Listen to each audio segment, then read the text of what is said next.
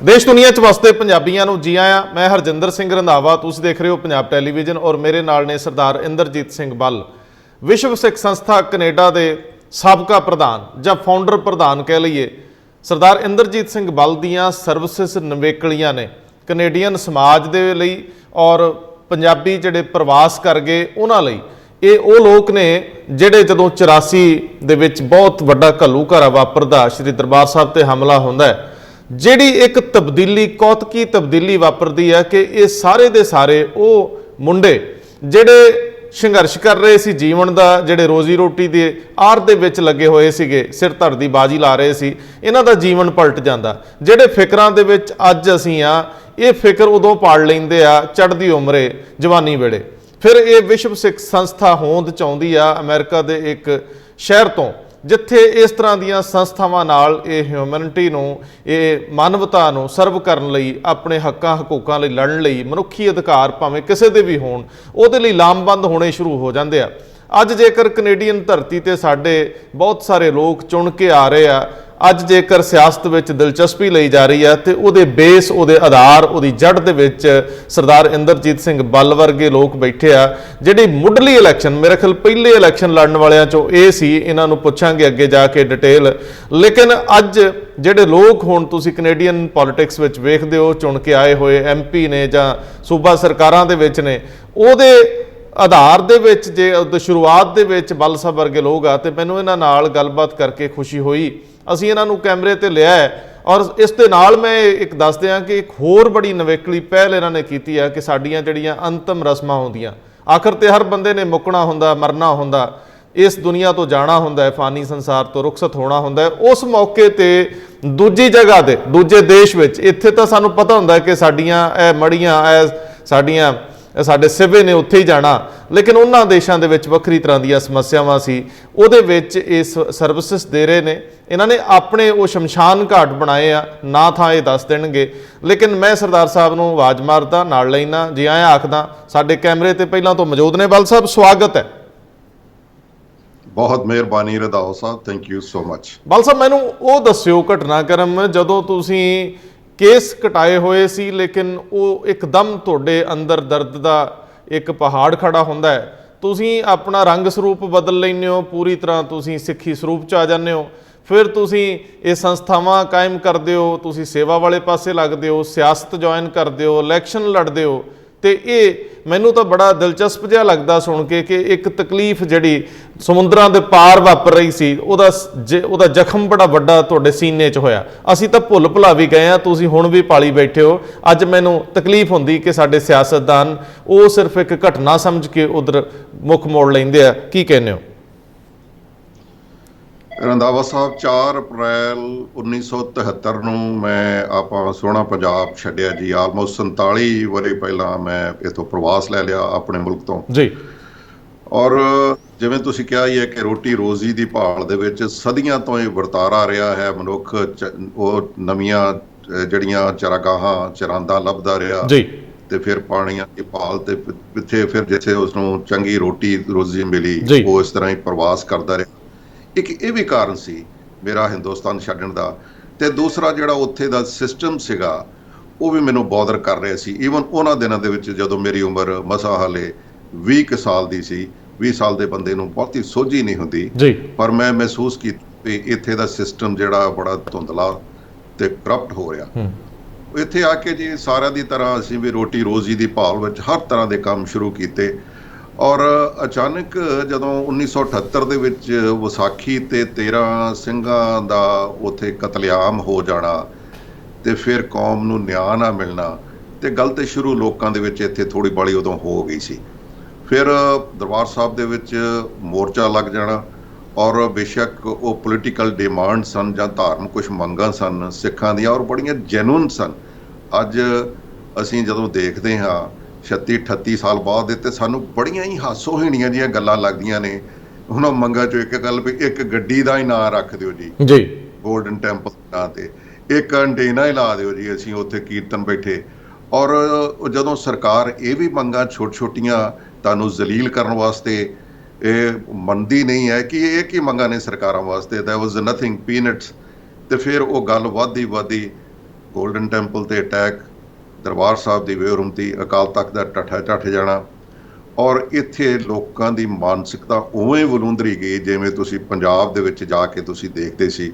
All of sudden ਬਹੁਤ ਵੱਡਾ ਮੋੜ ਆਇਆ ਸਿੱਖੀ ਦੇ ਵਿੱਚ, ਓਡਾ ਵੱਡਾ ਮੋੜ ਆਇਆ ਜਿਵੇਂ ਅਸੀਂ ਗੱਲ ਕਰ ਲਈਏ ਗੁਰੂ ਅਰਜਨ ਪਾਤਸ਼ਾਹ ਦੀ ਸ਼ਹਾਦਤ ਤੋਂ ਬਾਅਦ ਗੁਰੂ ਹਰਗੋਬਿੰਦ ਸਾਹਿਬ ਨੇ ਮੋੜ ਲਿਆਂਦਾ, ਫਿਰ ਬੰਦੇ ਬਹਾਦਰ ਨੇ ਮੋੜ ਲਿਆਂਦਾ, ਫਿਰ ਮਹਾਰਾਜਾ ਰਣਜੀਤ ਸਿੰਘ ਨੇ ਮੋੜ ਲਿਆਂਦਾ। ਇਹ ਜਿਉਂ-ਜਿਉਂ ਮੰਨੂ ਦੀ ਦਾਤਰੀ ਸਿੱਖੀ ਨੂੰ ਵੱਢਦੀ ਆ ਨਾ, ਇਹ ਦੂਣ ਸੁਆਏ ਹੁੰਦੇ ਆਏ ਨੇ। ਇਹ ਸਾਡਾ ਹਿਸਟਰੀ ਵੀ ਹੈ ਜੀ। ਔਰ ਫਿਰ ਇੱਥੇ ਸੰਸਥਾਵਾਂ ਦਾ ਜਿਹੜਾ ਖੜੇ ਹੋਣਾ, ਹਾਲਾਂਕਿ ਗਿਣਤੀ ਬਹੁਤੀ ਵੱਡੀ 1984 ਦੇ ਵਿੱਚ ਹੈ ਨਹੀਂ ਸੀ। ਅਸੀਂ ਵੀ ਉਦੋਂ ਯੰਗ ਏਜ ਦੇ ਵਿੱਚ ਹੀ ਸੀ। ਕੁਛ ਮੁੰਡਿਆਂ ਨੇ ਇਕੱਠੇ ਹੋ ਕੇ ਇੱਕ ਇੱਥੇ Sikh youth federation of North America ਬਣਾਈ। ਉਹਨੂੰ ਵਿੱਚ ਅਸੀਂ ਫਿਰ ਜਦੋਂ 28 ਜੁਲਾਈ ਤੇ 1984 ਨੂੰ ਮੈਡੀਸਨ ਸਕੁਏਅਰ ਗਾਰਡਨ ਨਿਊਯਾਰਕ ਦੇ ਵਿੱਚ ਅਮਰੀਕਾ ਕੈਨੇਡਾ ਵਾਲਿਆਂ ਨੇ ਕੁਛ ਨੁਮਾਇੰਦੇ ਆਸਟ੍ਰੇਲੀਆ, ਨਿਊਯਾਰਕ ਤੇ ਬਾਹਰਲੇ ਮੁਲਕਾਂ ਤੋਂ ਵੀ ਸ਼ਾਮਲ ਹੋਏ, ਹਿੰਦੁਸਤਾਨ ਤੋਂ ਵੀ ਆਏ। ਉਹਨਾਂ ਨੇ ਵਰਲਡ ਸਿੱਖ ਆਰਗੇਨਾਈਜੇਸ਼ਨ ਬਣਾਈ ਤੇ ਉਹਦੇ ਵਿੱਚ ਉਹਨਾਂ ਨੇ ਕਿਹਾ ਕਿ ਇਹ ਸਿੱਖਾਂ ਦੇ ਹਿਊਮਨ ਰਾਈਟਸ ਦੀ ਗੱਲ ਕਰੇਗੀ, ਡਟ ਕੇ ਕਰੇਗੀ ਔਰ ਲੌਬਿੰਗ ਦੇ ਥਰੂ ਕਰੇਗੀ ਜੀ। ਕੋਈ ਮਾਰ ਧਾੜ ਵਾਲੀਆਂ ਗੱਲਾਂ ਨਹੀਂ ਹੋਣਗੀਆਂ, ਕੋਈ ਗਰਮ ਖਿਆਲੀ ਵਾਲੀਆਂ ਗੱਲਾਂ ਨਹੀਂ ਹੋਣਗੀਆਂ। ਸਗੋਂ ਆਹੇ ਬਗਾਹੇ ਜਦੋਂ ਪੰਜਾਬ ਦੇ ਉਹਨਾਂ ਦਿਨਾਂ ਦੇ ਵਿੱਚ ਕੁਛ ਅਣਸੁਖਾਵੀਆਂ ਘਟਨਾਵਾਂ ਵਾਪਰਦੀਆਂ ਸਨ ਤੇ ਉਹ ਸਿੱਖਾਂ ਦਾ ਨਾਂ ਲੱਗਦਾ ਸੀ, ਪਰ ਬੇਸ਼ੱਕ ਨਾਂ ਲੱਗਦਾ ਹੋਵੇ ਜਾਂ ਸੱਚਾਈ ਹੋਵੇ, ਅਸੀਂ ਉਹਨਾਂ ਨੂੰ ਪਹਿਲੇ ਦਿਨ ਤੋਂ ਹੀ ਕੰਡੈਮ ਕਰਦੇ ਰਹੇ ਕਿ ਇਹ ਤਰੀਕਾ ਨਹੀਂ ਹੈ, ਇਹ ਕੋਈ ਤਰੀਕਾ ਕਾਰ ਨਹੀਂ ਹੈ। ਜੇ ਤੁਸੀਂ ਆਪਣੀ ਗੱਲ ਕਰਨੀ ਆ ਕਰੋ, ਪਰ ਜਿਸ ਖਿੱਤੇ ਦੇ ਵਿੱਚ ਬਾਹਰਲੇ ਮੁਲਕਾਂ ਦੇ ਵਿੱਚ ਅਸੀਂ ਰਹਿੰਦੇ ਹਾਂ, ਇੱਥੇ ਤੇ ਸਿਰਫ ਤੁਸੀਂ ਆਪਣੀ ਅੱਛੇ ਤਰੀਕੇ ਦੇ ਨਾਲ, ਸ਼ਾਂਤੀਪੂਰਵਕ ਤਰੀਕੇ ਨਾਲ ਕਿਤੇ ਲੌਬੀਇੰਗ ਕਰਕੇ। ਸੋ ਅਸੀਂ ਜਦੋਂ ਆਪਣੇ ਮੈਂਬਰ ਪਾਰਲੀਮੈਂਟਸ ਦੇ ਨਾਲ ਇਹ ਅਪਰੋਚ ਕੀਤੀ ਤੇ ਉਹਨਾਂ ਨੇ ਕਿਹਾ ਤੁਸੀਂ ਕੌਣ ਹੋ ਜੀ, ਸਿੱਖ ਕੌਮ ਕੋਲ ਕਿਸੇ ਨੂੰ ਨਹੀਂ ਸੀ ਪਤਾ। ਫਿਰ ਅਸੀਂ ਉਹਨਾਂ ਨੂੰ ਇਹ ਦੱਸਣ ਦੀ ਕੋਸ਼ਿਸ਼ ਕੀਤੀ ਕਿ ਸਿੱਖ ਇੱਕ ਸੋਵਰਨ ਕੌਮ ਹੈ, ਇਹਨਾਂ ਦਾ ਆਪਣਾ ਵਿਧਾਨ ਹੈ, ਆਪਣਾ ਨਿਸ਼ਾਨ ਹੈ, ਆਪਣਾ ਕਲਚਰ ਹੈ, ਆਪਣੀ ਬੋਲੀ ਹੈ, ਆਪਣਾ ਖਾਣ ਪੀਣ ਹੈ, ਆਪਣਾ ਪਹਿਰਾਵਾ ਹੈ। ਇਹ ਟੋਟਲ ਰੂਪ ਦੇ ਵਿੱਚ ਸੰਪੰਨ ਤੇ ਇੱਕ ਸੋਵਰਨ ਕੌਮ ਹੈ ਜੀ। ਤੇ ਜਦੋਂ ਅਸੀਂ ਉਹਨਾਂ ਨੂੰ ਲਿਟਰੇਚਰ ਪ੍ਰੋਵਾਈਡ ਕਰਨਾ ਸ਼ੁਰੂ ਕੀਤਾ, ਉਹਨਾਂ ਦਾ ਇੰਟਰਸਟ ਵੀ ਵਧਿਆ ਤੇ ਉਹਨਾਂ ਦਿਨਾਂ ਦੇ ਵਿੱਚ ਗੱਲਾਂ ਸਾਰੀਆਂ Washington Post, New York Time, Globe and Mail, Toronto Star, Calgary Herald ਤੇ ਜਿਹੜੀਆਂ ਯੂਰਪੀਅਨ ਅਖਬਾਰਾਂ ਨੇ ਵੀ ਲਿਖਣਾ ਸ਼ੁਰੂ ਕੀਤਾ ਕਿ ਹਿੰਦੁਸਤਾਨ ਦੇ ਵਿੱਚ ਸਿੱਖਾਂ ਦੇ ਨਾਲ ਧੱਕਾ ਹੋ ਰਿਹਾ। ਸੋ ਉੱਥੋਂ ਵਰਲਡ ਸਿੱਖ ਆਰਗੇਨਾਈਜੇਸ਼ਨ ਦਾ ਜਨਮ ਹੁੰਦਾ ਹੈ। ਔਰ ਉਸ ਵੇਲੇ ਸਾਡੇ ਜਿਹੜੇ ਕੈਨੇਡੀਅਨ ਬ੍ਰਾਂਚ ਜਿਹੜੀ ਹੈ ਜੀ, ਇਹ 15 ਦਸੰਬਰ 1984 ਨੂੰ ਬਣੀ। ਔਰ ਸਾਡੇ ਜਿਹੜੇ 31 ਡਾਇਰੈਕਟਰਸ ਨੇ ਉਸ ਸਮੇਂ ਸਾਰੇ ਕੈਨੇਡੀਅਨ ਬੋਰਨ ਸਨ। ਅੱਜ ਇਹ ਜਿਹੜੀ ਸੰਸਥਾ ਅੱਜ ਵੀ ਚੱਲ ਰਹੀ ਹੈ, ਉਹਨਾਂ 31 ਦੇ ਵਿੱਚੋਂ 26 ਜਿਹੜੇ ਬੱਚੇ ਨੇ ਕੈਨੇਡੀਅਨ ਬੋਰਨ ਸਿੱਖ ਪ੍ਰੋਫੈਸ਼ਨਲਸ ਨੇ। ਕੋਈ ਉਹਦੇ 'ਚ ਡਾਕਟਰ ਹੈ, ਕੋਈ ਸਾਇੰਟਿਸਟ ਹੈ, ਕੋਈ ਦੂਸਰਾ ਡੈਂਟਿਸਟ ਹੈ, ਕੋਈ ਡਾਕਟਰ ਹੈ, ਕੋਈ ਫਿਲਾਸਫਰ ਹੈ, ਕੋਈ ਪ੍ਰੋਫੈਸਰ। ਉਹਨਾਂ ਨੇ ਬੇਸਿਕਲੀ ਹਿਊਮਨ ਰਾਈਟਸ ਦਾ ਕੰਮ ਕਰਦੇ ਨੇ। ਇਕੱਲੇ ਸਿੱਖਾਂ ਦਾ ਹੀ ਨਹੀਂ ਕਰਦੇ, ਉਹ ਸਾਰੀ ਦੁਨੀਆ ਦੇ ਹਿਊਮਨ ਰਾਈਟਸ ਵਾਸਤੇ ਕਿਸੇ ਵੀ ਨਾਲ ਜੇ ਕੋਈ ਧੱਕਾ ਹੁੰਦਾ ਕਿਸੇ ਮੁਲਕ ਦੇ ਵਿੱਚ, ਵਰਲਡ ਸਿੱਖ ਆਰਗੇਨਾਈਜੇਸ਼ਨ ਹਮੇਸ਼ਾ ਹੀ ਅੱਜ ਦੇ ਜਿਹੜੇ ਬੱਚੇ ਹਨ ਉਹ ਆਪਣੇ ਤਰੀਕੇ ਦੇ ਨਾਲ ਉਹ ਵੱਖਰਾ ਯੁੱਗ ਹੈ ਸਾਡੇ ਨਾਲੋਂ, ਕਿਉਂਕਿ ਸਾਡੇ ਵਿੱਚ ਜੋਸ਼ ਖਰੋਸ਼ ਸੀ। ਅਸੀਂ ਕਈ ਵਾਰੀ ਬਾਹੂਬਲ 'ਚ ਕਈ ਵਾਰੀ ਗਲਤ ਗੱਲਾਂ ਵੀ ਗਰਮ ਵੀ ਕਰ ਜਾਂਦੇ ਸਾਂ, ਪਰ ਉਹਨਾਂ ਦੀ ਜਿਹੜੀ ਅਪਰੋਚ ਹੈ ਟੂਵਰਡਸ ਦ ਸਿੱਖਿਜ਼ਮ, ਸਿੱਖੀ ਦੇ, ਉਹ ਬਿਲਕੁਲ ਨਵੇਕਲੀ ਹੈ ਔਰ ਦਲੀਲ ਭਰਪੂਰ ਹੈ। ਔਰ ਉਹਨਾਂ ਕੋਲ ਲੈਂਗੁਏਜ ਹੈ ਵੱਡੀ ਗੱਲ ਜਿਹੜੀ ਹੈ, ਕਿਉਂਕਿ ਅਸੀਂ ਤੇ ਪੰਜਾਬ ਦੇ ਵਿੱਚੋਂ ਹੀ ਪੜ੍ਹ ਕੇ ਆਏ ਸਨ। ਸਾਡੀ ਤੇ ਅੰਗਰੇਜ਼ੀ ਪਹਿਲੀ ਜ਼ਬਾਨ ਸੀ, ਅਸੀਂ ਤੇ ਜੋ ਮਾੜਾ ਪਤਲਾ ਕੁਝ ਸਿੱਖਿਆ ਇੱਥੇ ਹੀ ਸਿੱਖਿਆ ਨਾ। ਅੱਜ ਦਾ ਬੱਚਾ ਜਿਹੜਾ ਸਾਡਾ ਉਹ ਫੁਲੀ ਕਨਵਿੰਸ ਕਰ ਸਕਦਾ ਹੈ ਇੱਥੋਂ ਦੇ ਪੋਲੀਟੀਸ਼ੀਅਨਸ ਨੂੰ। ਬਲ ਸਾਹਿਬ, ਇਹ ਬੜੀ ਪਿਆਰੀ ਗੱਲ ਆ ਕਿ ਅਸੀਂ ਸਾਡੇ ਜਿਹੜੇ ਬੱਚੇ ਆ ਉਹ ਲੌਜਿਕ ਨਾਲ ਸਿੱਖਦੇ ਆ। ਜੇ ਉਹ ਗੁਰਬਾਣੀ ਨੂੰ ਵੀ ਪੜ੍ਹਦੇ ਆ, ਗੁਰਬਾਣੀ ਨੂੰ ਸਮਝਦੇ ਆ, ਫਿਰ ਉਹ ਜਿਹੜਾ ਤਰਕ ਹੈ, ਜਿਹੜਾ ਥਾਟ ਪ੍ਰੋਸੈਸ ਹੁੰਦਾ ਹੈ, ਖਿਆਲ ਪ੍ਰਵਾਹ ਹੈ, ਉਹ ਬੜਾ ਸ਼ਾਨਦਾਰ ਹੈ। ਮੈਨੂੰ ਚੰਗਾ ਲੱਗਦਾ ਹੈ ਤੁਹਾਡੇ ਕੋਲੋਂ ਇਹ ਸੁਣ ਕੇ ਕਿ ਸਾਡੇ ਬੱਚੇ ਹੁਣ ਸਾਨੂੰ ਰਿਪਰੈਜ਼ੈਂਟ ਕਰਦੇ ਆ, ਉਹਨਾਂ ਨੇ ਇਹ ਡਰਾਈਵਿੰਗ ਸੀਟ ਲੈ ਲਈ। ਲੇਕਿਨ ਮੈਂ ਤੁਹਾਨੂੰ ਇਹ ਪੁੱਛਣਾ ਹੈ ਕਿ ਤੁਸੀਂ ਚੁਣਾਵੀ ਰਾਜਨੀਤੀ ਦੀ ਗੱਲ ਕਰਦੇ ਹੋ, ਉਹਨਾਂ ਦਿਨਾਂ ਦੀ ਜਦੋਂ ਹਾਲੇ ਸਿੱਖਾਂ ਦੀ ਬਹੁਤਾਤ ਨਹੀਂ ਸੀ, ਤੁਸੀਂ ਇਲੈਕਸ਼ਨ ਲੜਨ ਚਲੇ ਗਏ, ਥੋੜੀਆਂ ਵੋਟਾਂ ਤੇ ਹਾਰ ਗਏ ਸ਼ਾਇਦ, ਉਹ ਘਟਨਾਕ੍ਰਮ ਦੱਸਿਓ, ਉਹ ਵਰਤਾਰੇ ਕਿਵੇਂ ਬਿਆਨੋਗੇ? ਉਹ ਜਿਹੜਾ ਇਤਿਹਾਸ ਦੇ ਰਾਹ ਨੇ ਜੀ, ਉਹਨਾਂ ਦੇ ਵਿੱਚੋਂ ਇੱਕ ਸਟੈਪ ਹੈ ਜੀ। ਤੇ ਕਦੇ ਵੀ ਜਿਹੜਾ ਸਮੁੱਚਾ ਇਤਿਹਾਸ ਨਾ ਤੇ ਕੋਈ ਬਣ ਸਕਦਾ ਹੈ, ਨਾ ਕੋਈ ਕਿਤਾਬ ਦਾ ਫੁੱਲ ਪੇਜ ਬਣ ਸਕਦਾ ਹੈ। ਕੋਈ ਇੱਕ ਅੱਧੀ ਲਾਈਨ ਕੋ ਬਣ ਜਾਏ ਜਾਂ ਇੱਕ ਅਕਸ਼ਰ ਹੀ ਬਣ ਜਾਏ, ਉਨਾ ਹੀ ਬਹੁਤ ਹੁੰਦਾ ਹੈ। ਅਸੀਂ ਇਹ ਮਹਿਸੂਸ ਕੀਤਾ ਕਿ ਜਿੰਨੀ ਦੇਰ ਤੱਕ ਕੈਨੇਡੀਅਨ ਰਾਜਨੀਤੀ ਦੇ ਵਿੱਚ ਨਹੀਂ ਆਵਾਂਗੇ, ਉਹਨਾਂ ਗਲਿਆਰਿਆਂ ਤੱਕ ਨਹੀਂ ਪਹੁੰਚਾਂਗੇ, ਉਹਨਾਂ ਕਬੀਨਾ ਟੇਬਲ ਤੱਕ, ਕੈਬਨਿਟ ਟੇਬਲਸ ਤੱਕ, ਪਾਰਲੀਮੈਂਟ ਦੇ ਵਿੱਚ ਨਹੀਂ ਪਹੁੰਚਾਂਗੇ ਜਿੱਥੇ ਕਾਨੂੰਨ ਘਾੜੇ ਬੈਠਦੇ ਨੇ, ਉੱਥੇ ਤੱਕ ਗੱਲ ਜਿੰਨਾ ਚਿਰ ਨਹੀਂ ਪਹੁੰਚਾਉਂਦੀ ਉਹਨਾਂ ਚਿਰ ਜੋ ਮਰਜ਼ੀ ਕਰ ਲਈ। ਅਸੀਂ ਬੜੇ ਵੱਖਰੇ ਇੱਥੇ ਰਾਹ ਅਪਣਾਏ ਜੀ। ਅਸੀਂ ਲਈ ਬਲੱਡ ਡੋਨਰਸ ਕਲੱਬਾਂ ਵੀ ਬਣਾਈਆਂ, ਅਸੀਂ ਫੂਡ ਡਰਾਈਵ ਵੀ ਕਰਦੇ ਰਹੇ, ਔਰ ਹਰ ਤਰ੍ਹਾਂ ਦੇ ਨਾਲ ਲੋਕਾਂ ਦੇ ਨਾਲ ਜਦੋਂ ਮਿਕਸਅਪ ਹੋਏ ਫਿਰ ਅਸੀਂ ਮਹਿਸੂਸ ਕੀਤਾ ਕਿ ਹੁਣ ਸਮਾਂ ਆ ਗਿਆ ਕਿ ਕੈਨੇਡੀਅਨ ਰਾਜਨੀਤੀ ਦੇ ਵਿੱਚ ਜਾਈਏ। ਇਹ ਗੱਲ ਫਿਰ 1984 ਦੇ ਵਿੱਚ ਹੀ ਸ਼ੁਰੂ ਹੋ ਗਈ ਸੀ। ਫਿਰ 88 ਦੀਆਂ ਇਲੈਕਸ਼ਨਾਂ ਵਿੱਚ ਕੁਝ ਬੰਦਿਆਂ ਨੇ ਟਰਾਈ ਕੀਤੀ। 1992 ਦੇ ਵਿੱਚ ਮੈਨੂੰ ਖੁਦ ਨੂੰ ਵੀ ਹੁਕਮ ਹੋਇਆ ਇੱਥੋਂ ਸੰਗਤਾਂ ਵੱਲੋਂ। ਮੈਂ ਸਿਰਫ 31 ਵੋਟ ਤੇ ਆਪਣੀ ਨੋਮੀਨੇਸ਼ਨ ਹਾਰੀ। ਬੜਾ ਹਿਸਟੋਰਿਕ ਦਿਨ ਸੀ ਜੀ, ਜਿਸ ਦਿਨ 6 ਦਸੰਬਰ 1992 ਨੂੰ ਤੁਹਾਡੇ ਮੁਲਕ ਦੇ ਵਿੱਚ ਬਾਬਰੀ ਮਸਜਿਦ ਢਹਿੰਦੀ ਹੈ। ਉਸ ਦਿਨ ਹੀ ਉਹ 31 ਵੋਟਾਂ ਤੇ ਉਹ ਪਰ ਕੋਈ ਐਸੀ ਮੈਂ ਹਾਰ ਨਹੀਂ ਸਮਝਿਆ। ਉਸ ਤੋਂ ਬਾਅਦ ਮੈਂ ਮਹਿਸੂਸ ਕੀਤਾ ਕਿ ਨਹੀਂ, ਹੁਣ ਮੈਂ ਕੋਈ ਇਲੈਕਸ਼ਨ ਨਹੀਂ ਲੜਾਂਗਾ। ਬੇਸ਼ੱਕ ਜਿਨ੍ਹਾਂ ਲੋਕਾਂ ਨੇ ਮੇਰੀ ਸਪੋਰਟ ਨਹੀਂ ਸੀ ਕੀਤੀ ਉਹਨਾਂ ਨੇ ਬੜੀ ਵਾਰ ਆ ਕੇ ਕਿਹਾ ਕਿ ਸਾਨੂੰ ਤੁਸੀਂ ਇੱਕ ਵਾਰੀ ਫੇਰ ਮੌਕਾ ਦਿਓ, ਤੇ ਮੈਂ ਹੱਸ ਕੇ ਕਹਿ ਦਿੰਦਾ ਸੀ ਕਿ I gave you one chance and you lost it, thank you very much. ਔਰ ਮੇਰਾ ਇਸ ਵੇਲੇ ਰੋਲ ਪਿਛਲੇ 20 ਸਾਲਾਂ ਤੋਂ ਜੀ ਮੈਂ ਕੋਸ਼ਿਸ਼ ਕਰ ਰਿਹਾ ਯੰਗ ਕੈਨੇਡੀਅਨ ਬੋਰਨ ਸਿੱਖ ਪੋਲੀਟੀਸ਼ੀਅਨਸ ਜਿਹੜੇ ਆ ਉਹਨਾਂ ਨੂੰ ਤਿਆਰ ਕਰਾਂ, ਉਹਨਾਂ ਨੂੰ ਦੱਸਾਂ ਕਿ ਸਾਡੇ ਇਸ਼ੂਜ਼ ਨੇ ਕੀ ਨੇ। ਜੇ ਤੁਸੀਂ ਜਾਣਾ ਹੈ ਤੇ ਸੇਵਾ ਕਰਨ ਵਾਸਤੇ ਜਾਣਾ ਹੈ। ਕੈਨੇਡੀਅਨ ਪੋਲਿਟਿਕਸ ਦੇ ਵਿੱਚ ਰੰਧਾਵਾ ਸਾਹਿਬ 10 ਸਾਲ ਤੋਂ ਜ਼ਿਆਦਾ ਕਿਸੇ ਦੀ ਉਮਰ ਜੇ ਹੁੰਦੀ ਹੈ ਤੇ ਫਿਰ ਉਹ ਬੰਦਾ ਲਾਲਚ ਵਸ ਕੰਮ ਕਰਦਾ ਹੈ। ਇੱਥੇ ਔਸਤ ਸਾਡੇ ਪ੍ਰਾਈਮ ਮਿਨਿਸਟਰ ਨੇ ਵੀ 10 ਸਾਲ ਹੀ ਕੰਮ ਕੀਤਾ, ਫਿਰ ਬਾਹਰ ਹੋ ਜਾਂਦੇ ਨੇ। ਇੱਥੇ ਇਹ ਨਹੀਂ ਕਿ ਕੋਈ ਬੰਦੇ ਦੀ ਉਮਰ 90 ਜਾਂ 95 ਵਰ੍ਹੇ ਦੀ ਹੋ ਗਈ ਹੈ ਤੇ ਅੱਜ ਵੀ ਉਹ ਉਸ ਤਰ੍ਹਾਂ ਹੀ ਬੈਠੇ ਨੇ ਕਿ ਮੈਂ ਹੀ ਕੌਮ ਦੀ ਅਗਵਾਈ ਕਰ ਸਕਦਾ। ਨਾ ਤੇ ਉਹ ਸਰੀਰਕ ਤੌਰ ਤੇ ਤੁਹਾਡੇ ਵਿੱਚ ਉਹ ਸਮਰੱਥਾ ਹੁੰਦੀ ਹੈ ਤੇ ਨਾ ਤੁਸੀਂ ਸਮੇਂ ਦੇ ਹਾਣੀ ਹੋ ਸਕਦੇ ਹੋ। ਅੱਜ ਸਾਡੇ ਕੋਲ ਤਕਰੀਬਨ ਜਿਹੜੇ 16-17 ਮੈਂਬਰ ਪਾਰਲੀਮੈਂਟ, ਉਹਨਾਂ ਵਿੱਚੋਂ 4 ਸਾਡੇ ਬੱਚੇ ਮਿਨਿਸਟਰ ਨੇ। ਮੇਰਾ ਇਹ ਕੀਦਾ ਹੈ ਕਿ ਮੈਂ ਆਪਣੀ ਲਾਈਫ ਦੇ ਵਿੱਚ 50 member parliament, that's including MLA, ਕਈਆਂ ਅਸੀਂ ਸਟੇਟਾਂ ਦੇ ਵਿੱਚ MLA ਕਹਿੰਦੇ ਆ, ਕਈਆਂ 'ਚ MNA ਕਹਿੰਦੇ ਆ, ਕਈਆਂ 'ਚ MPP ਕਹਿੰਦੇ ਆ। ਮੈਂ 50 ਦੇਖਣਾ ਚਾਹਾਂਗਾ ਔਰ ਅਸੀਂ ਤਕਰੀਬਨ 35 ਦੇ ਗੇੜ 'ਚ ਪਹੁੰਚ ਗਏ ਹਾਂ। ਮੈਨੂੰ ਬੜੀ ਤਸੱਲੀ ਹੈ ਕਿ ਸਾਡੀਆਂ ਜਿਹੜੀਆਂ ਆਉਣ ਵਾਲੀਆਂ ਜਨਰੇਸ਼ਨਸ ਹੈ ਨਾ, ਉਹ ਹੋਰ ਵੀ ਇਸ ਤੋਂ ਅੱਛਾ ਕੰਮ ਕਰਨਗੀਆਂ। ਉਹ ਦੇ ਆਰ ਕੈਨੇਡੀਅਨ ਬੋਰਨ। ਉਹਨਾਂ ਨੇ ਉਹਨਾਂ ਦਾ ਏਜੰਡਾ ਸਿਰਫ ਸਿੱਖੀ ਨਹੀਂ ਹੈ, ਉਹਨਾਂ ਨੇ ਕੈਨੇਡੀਅਨ ਇਸ਼ੂਜ਼ 'ਤੇ ਵੀ ਗੱਲਾਂ ਕਰਨੀਆਂ। ਪਰ ਜਦੋਂ ਮੈਂ ਆਪਣੇ ਨੌਜਵਾਨ ਬੱਚਿਆਂ ਨੂੰ ਪਾਰਲੀਮੈਂਟ ਦੇ ਵਿੱਚ, ਕੈਬਨਿਟ ਦੇ ਵਿੱਚ, ਟੈਲੀਵਿਜ਼ਨ 'ਤੇ ਦੇਖਦਾ ਹਾਂ, ਸਿੱਖੀ ਸਰੂਪ ਦੇ ਵਿੱਚ ਕਿਸੇ ਹੱਦ ਤੱਕ ਜਿਹੜੀ ਹੈ ਮੇਰੀ ਮਾਨਸਿਕ ਜਿਹੜੀ ਤਸੱਲੀ ਜ਼ਰੂਰ ਹੁੰਦੀ ਹੈ। ਮੈਂ ਸਮਝਦਾ ਮੇਰੀ ਨਹੀਂ, ਤੁਹਾਡੀ ਵੀ ਆਪਣੇ ਉੱਥੇ ਬੈਠਿਆਂ ਦੇਸ਼ ਦੇ ਵਿੱਚ ਤੁਹਾਨੂੰ ਵੀ ਇਹ ਗੱਲ ਖੁਸ਼ੀ ਹੁੰਦੀ ਹੈ ਕਿ ਸਾਡੀ ਅਗਲੀ ਜਨਰੇਸ਼ਨ ਦੇ ਬੱਚੇ ਵੀ ਉਹ ਸਿੱਧੇ ਰਾਹ ਪਏ ਹੋਏ। ਹੁਣ ਬਲ ਸਾਹਿਬ, ਇਸ ਤੋਂ ਵੀ ਵੱਡਾ ਸਵਾਲ ਹੈ ਜਿਹੜਾ ਤੁਸੀਂ ਸਵਾਲ ਜਿੱਥੇ ਲਾਏ ਹੋ, ਇਹ ਮੋੜ ਬੜਾ ਨਾਜ਼ੁਕ ਹੈ, ਸੰਵੇਦਨਸ਼ੀਲ ਹੈ ਔਰ ਇਹਦੇ ਤੇ ਤੁਹਾਡੇ ਤੋਂ ਵਧੀਆ ਕੋਈ ਗੱਲ ਨਹੀਂ ਕਰ ਸਕਦਾ ਜਿਨ੍ਹਾਂ ਨੇ 2 ਪੀੜ੍ਹੀਆਂ ਦੀ ਰਾਜਨੀਤੀ ਵੇਖ ਲਈ, ਹਾਲਾਤ ਦੇਖ ਲਏ। ਮੈਨੂੰ ਇਹ ਦੱਸੋ ਕਿ ਜਿਹੜੇ ਬੱਚੇ, ਤੁਸੀਂ ਤਾਂ ਸਿੱਖੀ ਦੀ ਗੱਲ ਕਰਦੇ ਰਹੇ, ਆਪਣੇ ਮੂਲ ਦੀ ਗੱਲ ਕਰਦੇ ਰਹੇ, ਪੰਜਾਬ ਦੀ ਗੱਲ ਕਰਦੇ ਰਹੇ, ਜਿਹੜੇ ਬੱਚੇ ਹੁਣ ਟ੍ਰੇਨਡ ਹੋ ਗਏ ਆ, ਜਿਹੜੇ ਬੱਚੇ ਉਸ ਸਿਸਟਮ 'ਚੋਂ ਐਜੂਕੇਸ਼ਨ ਲੈ ਕੇ ਆਏ ਆ ਜਿਹਦੇ ਵਿੱਚ ਉਹਨਾਂ ਨੂੰ ਇੰਝ ਲੱਗਦਾ ਹੈ ਕਿ ਸਾਡਾ ਪ੍ਰਥਮ ਪੱਖ ਜਿਹੜਾ ਉਹ ਕੈਨੇਡੀਅਨ ਹੈ, ਉਹ ਬੱਚੇ ਇਸ ਤੋਂ ਅਗਲੀ ਇੱਕ ਪੀੜ੍ਹੀ ਤੱਕ ਜਾਂਦਿਆਂ ਆਪਣੇ ਪਿੱਛੇ ਨਾਲ, ਪਿਛੋਕੜ ਨਾਲ, ਪੇਕਿਆਂ ਨਾਲ ਜੁੜੇ ਰਹਿਣਗੇ ਵੀ ਕਿ ਨਹੀਂ। ਅਸੀਂ ਜਦੋਂ ਕਹਿੰਦੇ ਕਿ ਅਸੀਂ ਵਿਸ਼ਵ ਦੇ ਸ਼ਹਿਰੀ ਹੋ ਗਏ, ਕਿਤੇ ਇਹ ਛਲਾਵਤ ਨਹੀਂ, ਇਹ ਭਰਮ ਤਾਂ ਨਹੀਂ ਜਿਹੜੇ ਤੀਜੀ ਪੀੜ੍ਹੀ 'ਚ ਜਾ ਕੇ ਐਸੇ ਟੁੱਟਣਗੇ ਕਿ ਪਛਾਣ ਤੇ ਬਣਾਊਗੀ। It's so obvious and so natural Randhawa sahib. ਅਸੀਂ ਇਹ ਜਿਹੜਾ ਤੁਹਾਡਾ ਫਿਕਰ ਹੈ, ਇਹ ਸਾਡਾ ਵੀ ਫਿਕਰ ਹੈ। ਅਸੀਂ ਉਸ ਗੱਲ ਨੂੰ ਬਚਾ ਨਹੀਂ ਸਕਾਂਗੇ ਜੀ। ਈਵਨ ਦੂਜੀ ਪੀੜ੍ਹੀ ਵੀ ਜਿਹੜੀ ਇੱਥੇ ਦੀ ਬੋਰਨ ਹੈ, they are more Canadians than the Indian culture wise. ਜਾਂ ਬੇਸ਼ੱਕ ਉਹ ਅੱਧ ਪਚੱਧੀ ਪੰਜਾਬੀ ਤੇ ਬੋਲਦੇ ਨੇ ਔਰ ਇਹ ਸੁਭਾਵਿਕ ਹੀ ਹੈ ਆਪਣੀ ਜ਼ੁਬਾਨ ਨੂੰ ਗਵਾ ਲੈਣਾ ਔਰ ਆਪਣੇ ਸਹਿਜੇ ਕਰਕੇ। ਮੈਂ ਤੁਹਾਨੂੰ ਉਦਾਹਰਨ ਦੇਣਾ ਚਾਹਾਂਗਾ, ਕੈਨੇਡਾ ਦੇ ਵਿੱਚ ਸਿੱਖਾਂ ਦੀ ਆਮਦ 1897 ਦੇ ਵਿੱਚ ਹੋਈ ਹੈ ਜੀ। ਉਹਨਾਂ ਦੀ ਹੁਣ ਜਿਹੜੀ 5ਵੀਂ-6ਵੀਂ ਪੀੜ੍ਹੀ ਹੈ, ਉਹਨਾਂ ਨੂੰ ਕੁਛ ਨਹੀਂ ਪਤਾ ਹੈਗਾ ਜੀ। ਨਾ ਤੇ ਉਹਨਾਂ ਦਾ ਕੋਈ ਕਨੈਕਸ਼ਨ ਹੈ ਪੰਜਾਬ ਦੇ ਵਿੱਚ, ਨਾ ਉਹਨਾਂ ਕੋਲ ਬੋਲੀ ਹੈ, ਨਾ ਉਹਨਾਂ ਕੋਲ ਕਲਚਰ ਹੈ। ਸਿਰਫ ਉਹਨਾਂ ਦਾ ਰੰਗ ਹੀ ਸਾਡੇ ਵਰਗਾ ਹੈ। ਇਹ ਜਿਹੜੀ ਸੈਕੰਡ ਜਨਰੇਸ਼ਨ ਹੈ, ਇਹ ਤੇ ਇਨ ਟੱਚ ਹੈ ਜੀ। ਉਹ ਤੇ ਸਿੱਖ ਫਲਸਫੇ ਦੇ ਨਾਲ ਵੀ ਇਨ ਟੱਚ ਹੈ, ਸਾਡੇ ਕਲਚਰ ਦੇ ਨਾਲ ਵੀ ਇਨ ਟੱਚ ਹੈ। ਹੋ ਸਕਦਾ ਇਸ ਕਰਕੇ ਵੀ ਇਨ ਟੱਚ ਹੋਵੇ ਕਿ ਉਹਨਾਂ ਦੇ ਖਿੱਤਿਆਂ ਦੇ ਵਿੱਚ, ਉਹਨਾਂ ਦੀ ਕੰਸਟੀਚੁਐਂਸੀਜ਼ ਦੇ ਵਿੱਚ ਸਿੱਖ ਵੋਟਾਂ ਬਹੁਤ ਨੇ। ਇਹ ਵੀ ਇੱਕ ਪੋਲੀਟੀਕਲ ਕਾਰਨ ਹੋ ਸਕਦਾ ਹੈ। ਪਰ ਕੀ ਉਹਨਾਂ ਦੇ ਬੱਚੇ ਵੀ ਇਸ ਤਰ੍ਹਾਂ ਆਉਣਗੇ? ਆਈ ਡਾਊਟ ਸੋ।